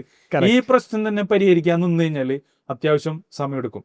അപ്പൊ ഞാൻ എന്റെ ടീമിനെ ഇങ്ങോട്ട് ഷിഫ്റ്റ് ആക്കി നമ്മൾ ഇവിടെ നിന്ന് പ്ലാനാണ് UAE ജസ്റ്റ് ഒന്ന് പോയി വരാം എന്നുള്ളൊരു പ്ലാനാണ്. UAE നമുക്ക് ഒരു സെക്കൻഡ് ഹോം. ബേസിക്കലി ഇവിടെ നിന്നുള്ള ആൾക്കാരെ സെറ്റ് ആക്കിയിട്ട് UAE, ഖത്തർ, ഒമാൻ, GCC-യിലുള്ള കുറച്ച് ഞങ്ങൾ യൂറോപ്പിലേക്കും US-ലേക്കും വിടും. പക്ഷെ ഇവിടെ തന്നെ തികയില്ല എന്നുള്ളതാണ് ഞാൻ പറഞ്ഞത്. ഇപ്പൊ കുറെ ആളുകളെ പണി പോയിട്ട് ഇവിടെ വന്നിട്ടുണ്ട്, തിരിച്ചു വന്നിട്ടുണ്ട്. സീനിയർ ആയിട്ടുള്ള കുറെ ആളുകൾ റിട്ടയർഡ് ആയ പോലെ തിരിച്ചു വന്നിട്ടുണ്ട്. ഇനി ആ ഗ്യാപ്പിലേക്ക് ഒരുപാട് ആളുകൾ ഇവിടെ നിന്ന് പോകാനുണ്ട്. ഇനി പോകുന്നവരെല്ലാവരും അത്യാവശ്യം റീറ്റെയിൽ എഡ്യൂക്കേഷൻ കഴിഞ്ഞിട്ട് പോകണം എന്നാണ് എന്റെ ഒരു ആഗ്രഹം. വലിയൊരു സാധ്യത ഇവിടെ ഉണ്ട്. ഈ ഒരു മേഖലയിൽ നല്ലൊരു ഗ്യാപ്പ് എടുക്കുന്നുണ്ട്, നല്ല സാധ്യതയുണ്ട്. ഇപ്പൊ ഞാൻ മാത്രമല്ല, റീറ്റെയിൽ അക്കാദമികൾ ഇപ്പൊ ഒരുപാട് വരുന്നുണ്ട്. ഒരുപാട് റീറ്റെയിൽ എഡ്യൂക്കേഷൻ സ്ഥാപനങ്ങൾ ഇപ്പോ ഈ പാലത്ത് കയറി കഴിഞ്ഞാൽ അവിടെ നിന്ന് തുടങ്ങി ഇവിടം വരെ ഓരോ അക്കാദമികളുടെ പോസ്റ്ററുകളും ബോർഡുകളാണ് കാണുന്നത്. പക്ഷെ അത് എന്താ പറയാ, അത് അറിയുന്ന ആൾക്കാർ നടത്തണം. അതെ, ചുമ്മാ ഒരു അക്കാഡമി, ഇപ്പോൾ for example digital marketing academies ആണ് ഏറ്റവും കൂടുതൽ പ്രശ്നം. എന്താ അറിയോ, അവര് പൈസ ഉണ്ടാക്കാൻ വേണ്ടിയിട്ടാണ്. ഒരു പ്രോബ്ലം, നിങ്ങൾക്ക് കറക്റ്റ് പ്രോബ്ലം അറിയാം, ആ പ്രോബ്ലത്തിനാണ് നിങ്ങൾ സോൾവ് ചെയ്യുന്നത്. അതാണ് ഞാൻ പറഞ്ഞില്ലേ, ഞാൻ ഫ്രം ദ ബോട്ടം എന്നാണ് വന്നത്. അതായത് ഒരു സെയിൽസ്മാന്റെ പ്രശ്നം എന്താണെന്നുള്ളത് അറിയാം. അപ്പോ അയാളുടെ പ്രശ്നമാണ് നമ്മൾ പരിഹരിച്ചിട്ട് അയാളെ നമ്മൾ GM ആക്കണത്. അപ്പോ ബിഹൈൻഡ് ബ്രാൻഡിന്റെ പിറകില് സബീർ ഇബ്രാഹിം എന്ന് പറഞ്ഞൊരു ഫിഗർ ഉണ്ടെങ്കിൽ അയാൾ ആരാണെന്ന് പഠിച്ചാല് കറക്റ്റ് എന്നെ അറിയാൻ പറ്റും. ഞാൻ എന്ന് സ്റ്റാർട്ട് ചെയ്ത്, എപ്പോ സ്റ്റാർട്ട് ചെയ്ത്, എങ്ങനെ സ്റ്റാർട്ട് ചെയ്ത്, then why you are doing this now.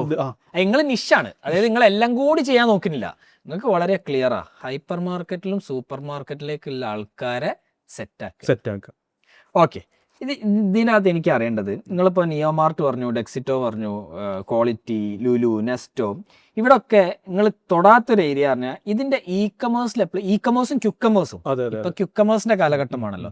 ഈ ഏരിയയിൽ നിങ്ങൾ എന്താണ്? എനിക്ക് ഭയങ്കര ഇഷ്ടപ്പെട്ട ഒരു ഏരിയ ആയിരുന്നു. ഇതിന് ശേഷം ഞാൻ ഓപ്പറേഷൻസിന് ശേഷം പിന്നെ ഞാൻ പ്രാക്ടിക്കലി പോകണമെന്ന് ആഗ്രഹിച്ചിട്ട് ഒരു മേഖലയായിരുന്നു ഇ-കൊമേഴ്സ്.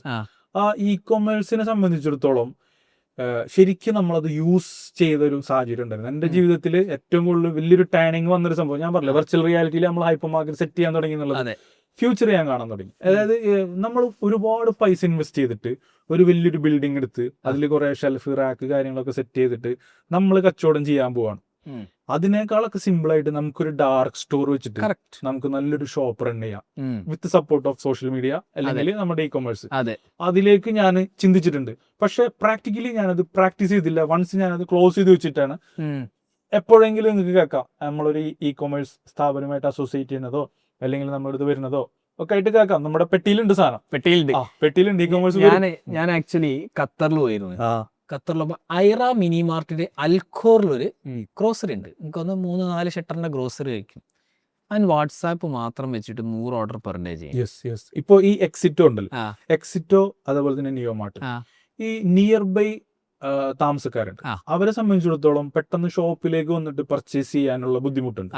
ഈ പൊതുവെ ഹൈപ്പർ മാർക്കറ്റുകളൊന്നും ഹോം ഡെലിവറി പ്രൊവൈഡ് ചെയ്യാത്തൊരു സമയം മേ ബി ഇപ്പൊ സ്റ്റാർട്ട് ചെയ്തിട്ടുണ്ടാവും പല ആളുകളും. ഹൈപ്പർ മാർക്കറ്റ് എന്ന് പറയുമ്പോൾ കുറച്ചുകൂടി പ്രീമിയം ലെവലിൽ പോകണം. അവർക്കാണെങ്കിൽ ഹോം ഡെലിവറിയിലേക്ക് പോകാനുള്ള സമയമില്ല, അവിടെ വന്ന് പർച്ചേസ് ചെയ്യട്ടെ. അപ്പൊ ഇവിടെയുള്ള ആളുകളെ സംബന്ധിച്ചിടത്തോളം ഒരു ഹൈപ്പർ മാർക്കറ്റിന്റെ റേറ്റില് സാധനങ്ങൾ, അതായത് ബക്കാലകൾ എടുത്തെടുത്തുണ്ട്, അവിടെ നിന്ന് മേടിക്കുമ്പോൾ ചിലപ്പോൾ പ്രൈസിൽ വ്യത്യാസം ഉണ്ടാവും, ചിലപ്പോൾ എല്ലാം കിട്ടിയെന്ന് വരില്ല. ഒരു ഹൈപ്പർ മാർക്കറ്റ് തന്നെ ആ ഒരു പ്രൈസിങ്ങില് വിത്ത് വീക്കെൻഡ് ഓഫറോടുകൂടി സാധനങ്ങൾ കൊടുക്കുമ്പോൾ കസ്റ്റമറെ സംബന്ധിച്ചിടത്തോളം അവർക്ക് എല്ലാ വീക്കിലും കിട്ടുന്ന ഫ്ലയർ, ഏതില് വാട്സപ്പിൽ ഫ്ലയർ വരുന്നുണ്ട്, ഈ ഫ്ലയറിലുള്ള സാധനം അവർക്ക് വീട്ടിലിരുന്നിട്ട് ഓർഡർ ചെയ്യാം. കറക്റ്റ്. നമ്മളെ സംബന്ധിച്ചിടത്തോളം ചിലപ്പോ 1 ദിർഹംസിന്റെ സാധനം ചിലപ്പോൾ ഡെലിവറി ചെയ്യേണ്ടി വരും. പക്ഷെ എന്നാലും അയാൾ നാളെയോ മറ്റന്നാളോ അല്ലെങ്കിൽ എന്തെങ്കിലും 1000 ദിർഹംസിന്റെ സാധനം ആൾ മേടിക്കും.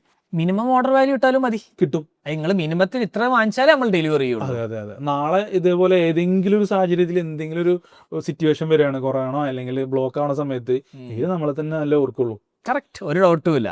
അപ്പോ ഇ-കൊമേഴ്സിന് എത്രത്തോളം നമുക്ക് കൊണ്ടുവരാൻ പറ്റും? ഇലക്ട്രോണിക് കൊമേഴ്സ് ആണ്. അതെ. ഇപ്പോ ലുലു സ്റ്റാർട്ട് ചെയ്ത്, ലുലു മിനിറ്റ്സ് പണ്ട് കാലത്തൊക്കെ ഈ 2005 കാലഘട്ടത്തിലൊക്കെ എനിക്ക് കൃത്യമായിട്ട് അറിയാം ഒരുപാട് ഹൈപ്പർ മാർക്കറ്റുകൾ ഇ-കൊമേഴ്സിനെതിരാണ്, വലിയ ശത്രുക്കളാണെന്ന് ചിന്തിക്കുന്ന ആളുകളാണ്. ഇ-കൊമേഴ്സ് വേറെ, ഹൈപ്പർ മാർക്കറ്റ് വേറെ എന്നുള്ളതാണ്. ഇപ്പോ അതിനുശേഷം ഈ ബ്രാൻഡുകൾ തന്നെ ഒമിനി ചാനലിനെ സപ്പോർട്ട് ചെയ്യാൻ തുടങ്ങി, ഓൺലൈനും ഓഫ്ലൈനും. ഇപ്പൊ ഞാനൊരു സാധനം മേടിക്കാൻ വേണ്ടിയിട്ട് വീട്ടിൽ നിന്ന് ഓർഡർ ചെയ്ത് എനിക്ക് ഷോപ്പിൽ വന്നിട്ട് മേടിക്കാം, ക്ലിക്ക് ആൻഡ് കളക്ട്. അതൊരു സംഭവം. ഞാൻ ഷോപ്പിൽ വന്ന് എനിക്കൊരു സാധനം കിട്ടിയില്ല, എനിക്ക് അവിടെ നിന്ന് ഓർഡർ ചെയ്യാം, ഞാൻ വീട്ടിലെത്തിക്കും. നല്ലൊരു കസ്റ്റമറെ സംബന്ധിച്ചിടത്തോളം അയാള് ഓൺലൈനിലും ഉണ്ട് ഓഫ്ലൈനിലും ഉണ്ട്. കടക്കാരും അത് ചിന്തിച്ചു തുടങ്ങി. ഒരു വീഡിയോയില് യൂസുഫായി പറഞ്ഞത് ഞാൻ കേട്ടിട്ടുണ്ട്. യൂസുഫലിക്ക ടിക്ടോക്കിൽ വരെ സെയിൽസും കാര്യങ്ങളും നടക്കുന്നുണ്ട്. അതായത് ഇ-കൊമേഴ്സ് അല്ലെങ്കിൽ സോഷ്യൽ മീഡിയ പ്ലാറ്റ്ഫോമുകളിലൂടെ കച്ചവടം ചെയ്യുന്നത് വേറൊരു ഇൻകം തന്നെയാണ്. ഒരു ഡൗട്ടില്ല, അത് വേറെ തന്നെ ഒരു ചാനലാണ്. ഇപ്പൊ ദുബായിലായിക്കോട്ടെ അല്ലെങ്കിൽ ഖത്തറിലായിക്കോട്ടെ എത്ര ആളുകള് ഈ അവര് ടിക്ടോക്കിൽ കൂടെ കച്ചവടം ചെയ്യുന്നുണ്ട്. പെർഫ്യൂം, വാച്ച് അല്ലെങ്കിൽ മറ്റുള്ള ചെറിയ ചെറിയ ഗാഡ്ജറ്റ് ഒക്കെ മൊബൈലൊക്കെ അവർ വിൽക്കുന്നത് ഈ ടിക്ടോക്കിൽ കൂടെയാണ്. എന്തെല്ലാം കച്ചവടം നടക്കുന്നുണ്ട്. ഒരു ഡൗട്ട്, ഒരു ഫിസിക്കൽ സ്റ്റോർ ഇല്ല, അല്ലെങ്കിൽ ഒരു സംഭവം ഇല്ല. ഇപ്പൊ പറയാൻ പറ്റുമെന്നറിയില്ല, കാസർഗോഡുള്ള കുറെ നമ്മളെ കൂട്ടുകാരന്മാരൊക്കെ ഈ ചെറിയ മറ്റ് ബ്രാൻഡുകളൊക്കെ വിൽക്കുന്നത് ഇങ്ങനെയുള്ള സംഭവത്തിൽ സെക്കൻഡ് അങ്ങനെയൊക്കെ വിൽക്കുന്നുണ്ട്. അത് വലിയൊരു പ്ലാറ്റ്ഫോമാണ്. അത് യൂസ് ചെയ്യാൻ പറ്റുന്നവർ രക്ഷപ്പെടും. ഇതിനകത്ത് ഒരു ഡൗട്ടും ഇല്ല. കോഴിക്കോടല്ലേ, ഞാൻ ബ്രാൻഡിന്റെ പേര് അറിയില്ല, ജ്വല്ലറി ബ്രാൻഡ്സ് ഇൻസ്റ്റാഗ്രാമിൽ ഓർഗാനിക് വീഡിയോ മാത്രം ചെയ്തിട്ട് കോടികളിൽ സെല് ചെയ്യുന്നുണ്ട്. ക്രോർസ് ജസ്റ്റ് വീഡിയോ ചെയ്തിട്ട്. അപ്പൊ അതിന്റെ ഓപ്പർച്യൂണിറ്റി എത്രയാണ്? എന്നിട്ട് അവരൊക്കെ വരുന്നത് ഓൺലൈനിൽ ആദ്യം ചെയ്യുന്നു, അത് കഴിഞ്ഞിട്ട് അവർ ഇൻസ്റ്റാഗ്രാമിൽ ചെയ്യുന്നു, അത് കഴിഞ്ഞിട്ട് വെബ്സൈറ്റ് ഇടുന്നു. വെബ്സൈറ്റ് കുറച്ചുകൂടി ഓക്കെ, ഇനി നമുക്കൊരു ഓഫ്ലൈൻ സ്റ്റോർ തുടങ്ങിയാലങ്ങനെ. പക്ഷെ നേരെ മറിച്ച് ഓഫ്ലൈൻ സ്റ്റോഴ്സ് ഓൺലൈനിലേക്ക് വരുന്നില്ല. കാരണം എന്താ, അവർ ഇതെന്തോ വലിയ കോമ്പറ്റീഷനാണ്, ഇത് അവരെ വളർത്തി കഴിഞ്ഞാൽ. പക്ഷെ ultimately customer will go after convenience. അതെ, എനിക്ക് ഇപ്പൊ ഈ പറയുന്ന ആൾക്കാരാണ് ഇപ്പോൾ ഓൺലൈനിൽ വാങ്ങിയിട്ടുണ്ടാവും. കസ്റ്റമർ 2 ടൈപ്പാണ്. ഒരു കസ്റ്റമർ ഷോപ്പിൽ വന്നിട്ട് അത് എൻജോയ് ചെയ്തിട്ട് പർച്ചേസ് ചെയ്യുന്ന ഒരു കൂട്ടം കസ്റ്റമർ. വീക്കെൻഡിലാവാം, അല്ലെങ്കിൽ അവരുടെ ജോലി കഴിഞ്ഞിട്ടുള്ള സമയം ഒന്നൊരു മൈൻഡ് ഔട്ടിംഗ് ആണ്, പാട്ടൊക്കെ കേട്ട് പർച്ചേസ് ചെയ്യാം. മറ്റൊരു കസ്റ്റമർ എന്ന് പറഞ്ഞാൽ സമയമില്ല, അവർക്ക് ഈസിലി സാധനം വീട്ടിലേക്ക് സാധനം എത്തണം. അതിന് ഒരുപക്ഷെ നമ്മുടെ നിയറസ്റ്റ് ആയിട്ടുള്ള ഷോപ്പായിട്ട് ബക്കാലകൾ, ഗ്രോസറികൾ, അവിടെ നിന്നൊക്കെ ഈസി പെട്ടെന്ന് കിട്ടുന്ന രീതിയിൽ ഈ 2 ടൈപ്പ് കസ്റ്റമറാണ്. ഈ 2 ടൈപ്പ് കസ്റ്റമറിൽ ഏറ്റവും കൂടുതൽ ആളുകൾ ഇപ്പോ noon minutes, Talabat, insta shop അതിനൊക്കെ ഡിപ്പെൻഡ് ചെയ്യുന്നുണ്ട്. ബ്ലിങ്കിറ്റ് ഒക്കെ ഡിപ്പെൻഡ് ചെയ്യുന്നുണ്ട്. അവരെന്ത് സംബന്ധിച്ചാൽ ഇവരൊക്കെ എങ്ങനെ ഇത്ര പെട്ടെന്ന് ആളുകളിലേക്ക് എത്തി? ആദ്യമൊക്കെ സൂപ്പർ മാർക്കറ്റുകളുമായിട്ട് അസോസിയേറ്റ് ചെയ്തിട്ട് ഇവര് ഡെലിവറി പാർട്ട്ണർ ആയിരുന്നു. അതെ, ഈ ബ്ലിങ്കിറ്റ് ആയാലും അല്ലെങ്കിൽ ഈ പറഞ്ഞ ബ്രാൻഡുകളൊക്കെ ആയാലും. പിന്നീട് ഈ കസ്റ്റമറുടെ ടേസ്റ്റും ഏറ്റവും കൂടുതൽ മൂവ് ചെയ്യുന്ന പ്രൊഡക്റ്റുകൾ ഏതൊക്കെയാന്നുള്ളതൊരു ഡാറ്റ ഇവർക്ക് ഇവിടെ തന്നെ കിട്ടി. അതെ, ഇവന്മാരെന്ത് ചെയ്ത് നിയറസ്റ്റ് ആയിട്ട് പോയിട്ട് ഒരു ഡാർക്ക് സ്റ്റോർ തുടങ്ങിയിട്ട് ഈ കസ്റ്റമർക്ക് വേണ്ട സാധനങ്ങൾ അവിടെ കൊടുക്കാൻ തുടങ്ങി. അപ്പോ ഈ കസ്റ്റമറെ സംബന്ധിച്ചിടത്തോളം എത്രത്തോളം സ്പീഡിൽ ആര് ഡെലിവറി തരുന്നോ അവരാണ് എന്റെ ഹീറോ. അതെ, ഇപ്പൊ ലുലുവിന്റെ മിനിറ്റ്സ് സ്റ്റാർട്ട് ചെയ്തിട്ടുണ്ട്. ലുലുവും ചെയ്യുന്നത് എന്താണ്, അവരുടെ ആവശ്യം നടക്കണം, അതിനവർക്ക് ഈ ഒരു ഓപ്ഷൻ ഉണ്ട്. അവർക്ക് സിംപ്ലിഫൈ ഷോപ്പിംഗ് ആണെങ്കിൽ ഇതുണ്ട്, മറ്റേ എൻജോയ്മെന്റ് ചെയ്തിട്ട് ഷോപ്പ് ചെയ്യാന്നുണ്ടെങ്കിൽ അവർക്ക് ഔട്ട്ലെറ്റുകൾ ഉണ്ട്. രണ്ടിനെ കുറിച്ച് ചിന്തിക്കണം.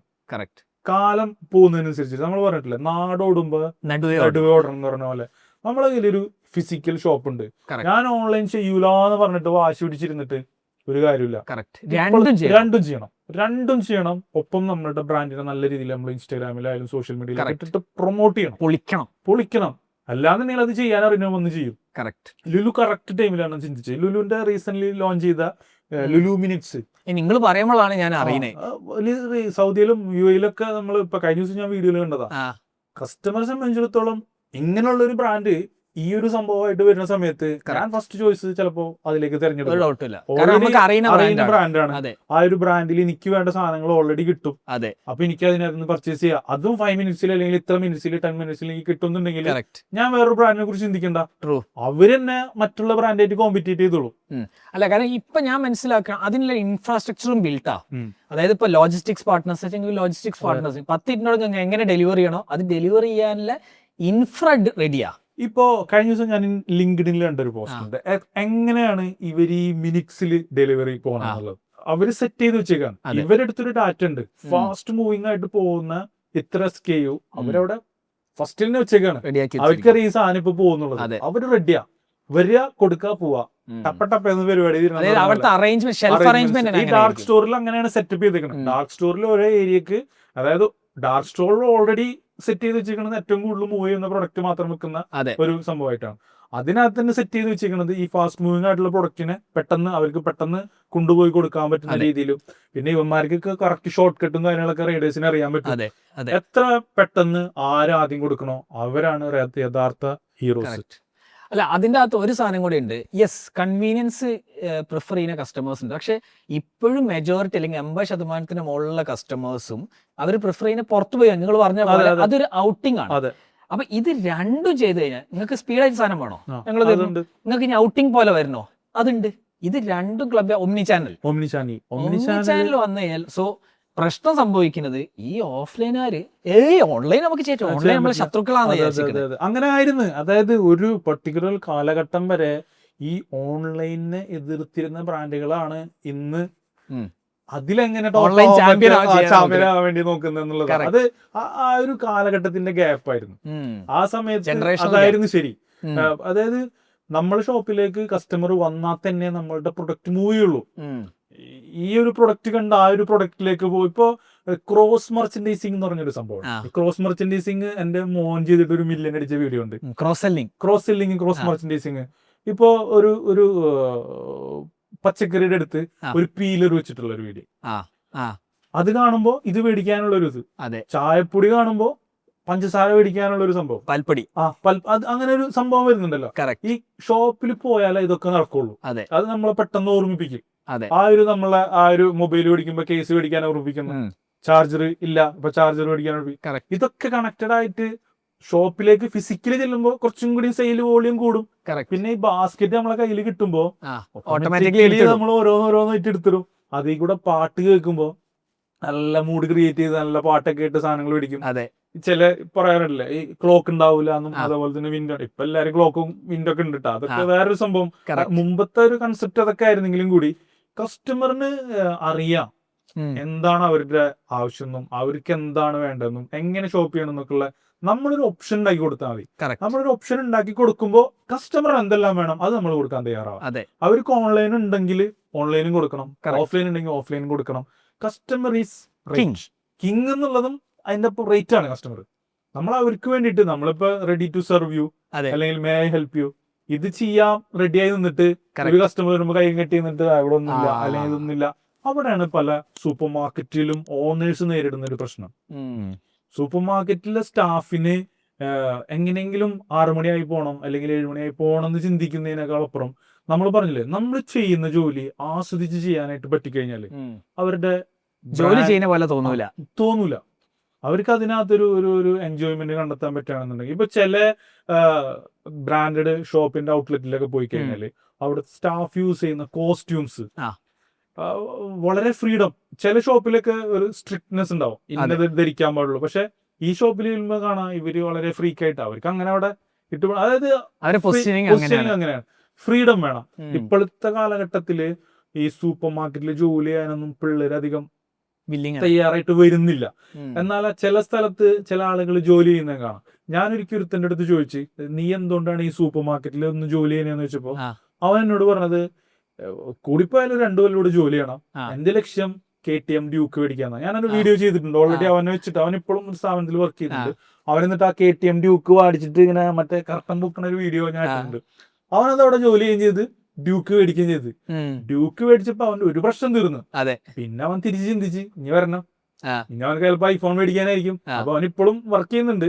അപ്പൊ നമ്മളുടെ ഒരു ജോലി ആയിട്ട് നമുക്കത് കാണുകയും ചെയ്യാം, ഒപ്പം നമ്മളുടെ ഒരു പ്രൊഫഷൻ ആയിട്ട് എടുക്കുകയും ചെയ്യാം. കരിയർ ബിൽഡ് ചെയ്യാൻ പറ്റുന്ന ഒരു മേഖലയാണ് സൂപ്പർ മാർക്കറ്റ്. സൂപ്പർ മാർക്കറ്റില് ഇപ്പൊ ഇത്രയും ബുദ്ധിമുട്ടുണ്ടായിട്ടും അടക്കാത്ത കാര്യങ്ങളാണ് സൂപ്പർ മാർക്കറ്റ്, ഫാർമസി, അല്ലെ?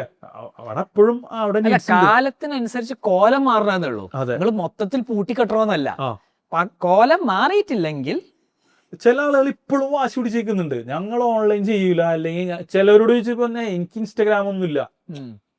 അതെന്തോ വലിയൊരു സംഭവമായിട്ട് അവര് പറയാം. ഞാൻ ഇൻസ്റ്റാഗ്രാമിലൊന്നും ഇല്ല, ഫേസ്ബുക്കിലില്ല. കേട്ടിട്ടുണ്ടോ? ഞാനതൊന്നും നോക്കാറില്ല, എനിക്കത് ആവശ്യമില്ല. പക്ഷെ ഓക്കെ, അവർക്ക് ആവശ്യമില്ലെങ്കിൽ വേണ്ട. അത് ആവശ്യമുള്ള ആളുകളുണ്ട്, അവരിലേക്ക് എത്തണം എന്നുണ്ടെങ്കിൽ സോഷ്യൽ മീഡിയ നിർബന്ധമാണ്. ഇപ്പൊ നിങ്ങൾ പറഞ്ഞ പോലെ യൂസുഫ് അലിന്റെ പേജില്ല. പക്ഷെ യൂസുഫ് അലിനെ കാണാത്ത ഒരു ദിവസം പോലും ഇൻസ്റ്റാഗ്രാമിൽ ഉണ്ടാവില്ല. ബാക്കിയുള്ളവർ ഓപ്പറേറ്റീവ് പേജ് അതായാലും മതി. അപ്പൊ അതിനുള്ള സെറ്റപ്പ് ഉണ്ടാക്കിയാൽ മതി. ഓക്കെ, ഇനി എനിക്കറിയാനുള്ളത് ഈ super market, hyper market AI use ചെയ്യുന്നുണ്ടോ? എങ്ങനെയാണ് യൂസ് ചെയ്യപ്പെടുന്നത്? ഈവൻ ERP വരെ AI ആണ് ഇപ്പോ.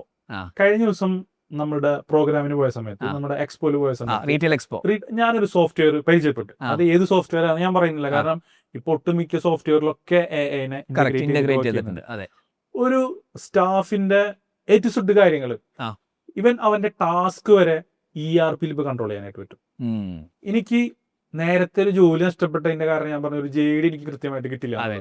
എന്റെ മൊബൈലിലേക്ക് ആ JD ഓട്ടോമാറ്റിക്കലി വരും. ഇന്ന് ഞാൻ എന്ത് ചെയ്യേണ്ടതെന്നുള്ളത് എന്റെ സോഫ്റ്റ്വെയറിൽ ഉണ്ടാവും. അതെ, അപ്പൊ എനിക്കത് ചെയ്തിട്ട് ടിക്കറ്റ് കൊടുത്താൽ മതി. എന്റെ പണി കഴിഞ്ഞ് ടാസ്ക് മാനേജ്മെന്റ് AI വെച്ച് ചെയ്യാൻ പറ്റും.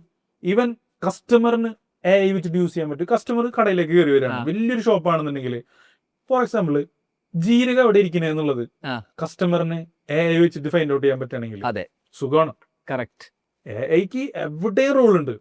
പ്രത്യേകിച്ച് ഈ AI കൊണ്ട് ഒരുപാട് ഉപകാരങ്ങൾ ചെയ്യാനായിട്ട് സൂപ്പർ മാർക്കറ്റിന് സാധിക്കും. അത് ERP-ൽ ചെയ്യാം, കസ്റ്റമർ സർവീസിൽ ചെയ്യാം, ഓപ്പറേഷൻസിൽ ചെയ്യാം, എല്ലാത്തിലും. നമുക്കിപ്പോ ഒരു കാര്യം അറിയണമെന്നുണ്ടെങ്കിൽ നമുക്കിപ്പോ ChatGPT-നോടോ അല്ലെങ്കിൽ ക്ലൗഡിനോടോ ചോദിച്ചാൽ പറയുന്ന പോലെ AI-ല് നമുക്ക് ഇപ്പൊ ആ ഷോപ്പിനെ കുറിച്ചിട്ട് കാര്യങ്ങൾ അറിയണമെന്നുണ്ടെങ്കിൽ AI പറഞ്ഞുതരും. ഇന്ന റാക്കിൽ ഇത്രാമത്തെ ഫേസിംഗിൽ ഇത്ര സാധനങ്ങൾ ഇരിക്കുന്നുണ്ടെന്നും അതിൽ ഇത്ര പീസ് ഓഫർ ഉണ്ടെന്നൊക്കെ AI-യുടെ സഹായത്തോടെ നമുക്ക് ചെയ്യാൻ പറ്റും. ഒരുവിധം ERP-ഒക്കെ ഇപ്പൊ AI-ലേക്ക് മാറിക്കൊണ്ടിരിക്കുകയാണ്. അതായത് AI-നെ ശത്രുവായിട്ട് കാണരുത്, ഒരിക്കലും ശത്രുവല്ല. AI നമുക്ക് അനുകൂലമാക്കി യൂസ് ചെയ്യാവുന്നതാണ്. അതെ അതെ അതെ, AI-നെ വെച്ച് നമുക്ക് പല കാര്യങ്ങൾ ഇനി വരാൻ പോകുന്ന ഈ ഒരു സൂപ്പർ മാർക്കറ്റ് റീറ്റെയിൽ തന്നെ AI വെച്ചിട്ടുള്ള പല കാര്യങ്ങളും വരാനുണ്ട്. ഇപ്പൊ നമ്മള് പല ഹൈപ്പർ മാർക്കറ്റിനും പോസ്റ്റേഴ്സ് ഡിസൈൻ ചെയ്യുന്ന പരിപാടി ഉണ്ട് നമ്മള്. അപ്പൊ അതില് ഇപ്പൊ നമ്മളുടെ ടീം ഈ സ്ക്രീനിൽ അതിനൊരു കമ്പനി തന്നെ ഉണ്ടല്ലോ, അതായത് പോസ്റ്റർ, അതായത് വീക്കെൻഡിലെ ഓഫർ പോസ്റ്റർ ഡിസൈൻ ഞങ്ങൾ ചെയ്യുന്നുണ്ട്. ഞങ്ങളിപ്പോ ആദർശനാണ് ഇപ്പൊ എഡിറ്റ് ചെയ്ത് കാര്യങ്ങൾ വെക്കുന്നത്.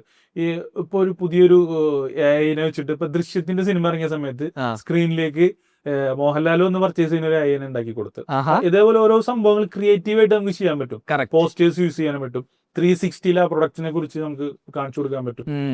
ആ ഒരു പ്രൊഡക്റ്റിനെ ജസ്റ്റ് ഒന്ന് സ്കാൻ ചെയ്ത് കഴിഞ്ഞാല് ആ AI പറഞ്ഞുതരും അതിനകത്തുള്ള കണ്ടന്റ് എന്താണ്, അതിനുള്ള കാര്യങ്ങൾ എന്താണ് പ്രൈസ്, മെയ്ഡിന് എത്രയാണ്, ഒക്കെ നമുക്ക് കിട്ടൂലേ. കറക്റ്റ്. അതിന് മുമ്പത്തെ ഒരു കാലം നമ്മളൊന്ന് ആലോചിക്ക്. AI വരുന്നേക്കാട്ടിലും മുമ്പും AI വന്നതിന് ശേഷമുള്ള ഒരു വ്യത്യാസം നമുക്ക് അറിയാൻ പറ്റും. ഈ ഒരു പ്രൊഡക്റ്റ് എന്താന്നുള്ളത് അത് നമുക്ക് ഇത്ര അറിവുള്ളൂ. കറക്റ്റ്. ഇല്ലെങ്കിൽ നമുക്ക് അതിനെ കുറിച്ച് ഗൂഗിളിൽ സെർച്ച് ചെയ്ത് നോക്കണം. ഇതിപ്പോ ജസ്റ്റ് ഒരു ഫോട്ടോ എടുത്തു കഴിഞ്ഞാൽ AI പറഞ്ഞുതരും ഇത് ഇങ്ങനെയാണ്, ഇത് ഇങ്ങനെ സംഭവം, എന്തിനാണ്, ഇതിന്റെ ഹെൽത്ത് ബെനിഫിറ്റ് എന്താണ്, ഇതിൽ എത്ര കലോറി ഉണ്ട്, ഇതെല്ലാം പറയുന്നുണ്ട്. അപ്പൊ AI ഇപ്പോഴുള്ള AI അല്ല, ഇനി വരാനിരിക്കുന്ന ഒരു AI ഉണ്ട്.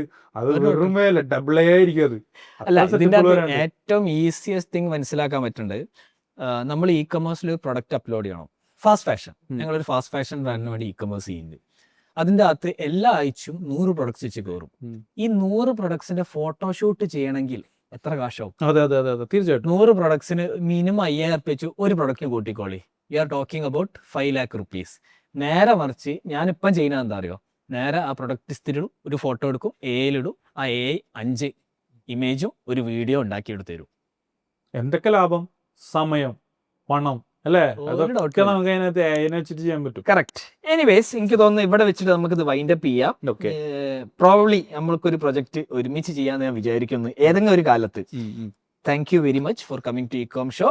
Thank you very much. See you soon. Thank U.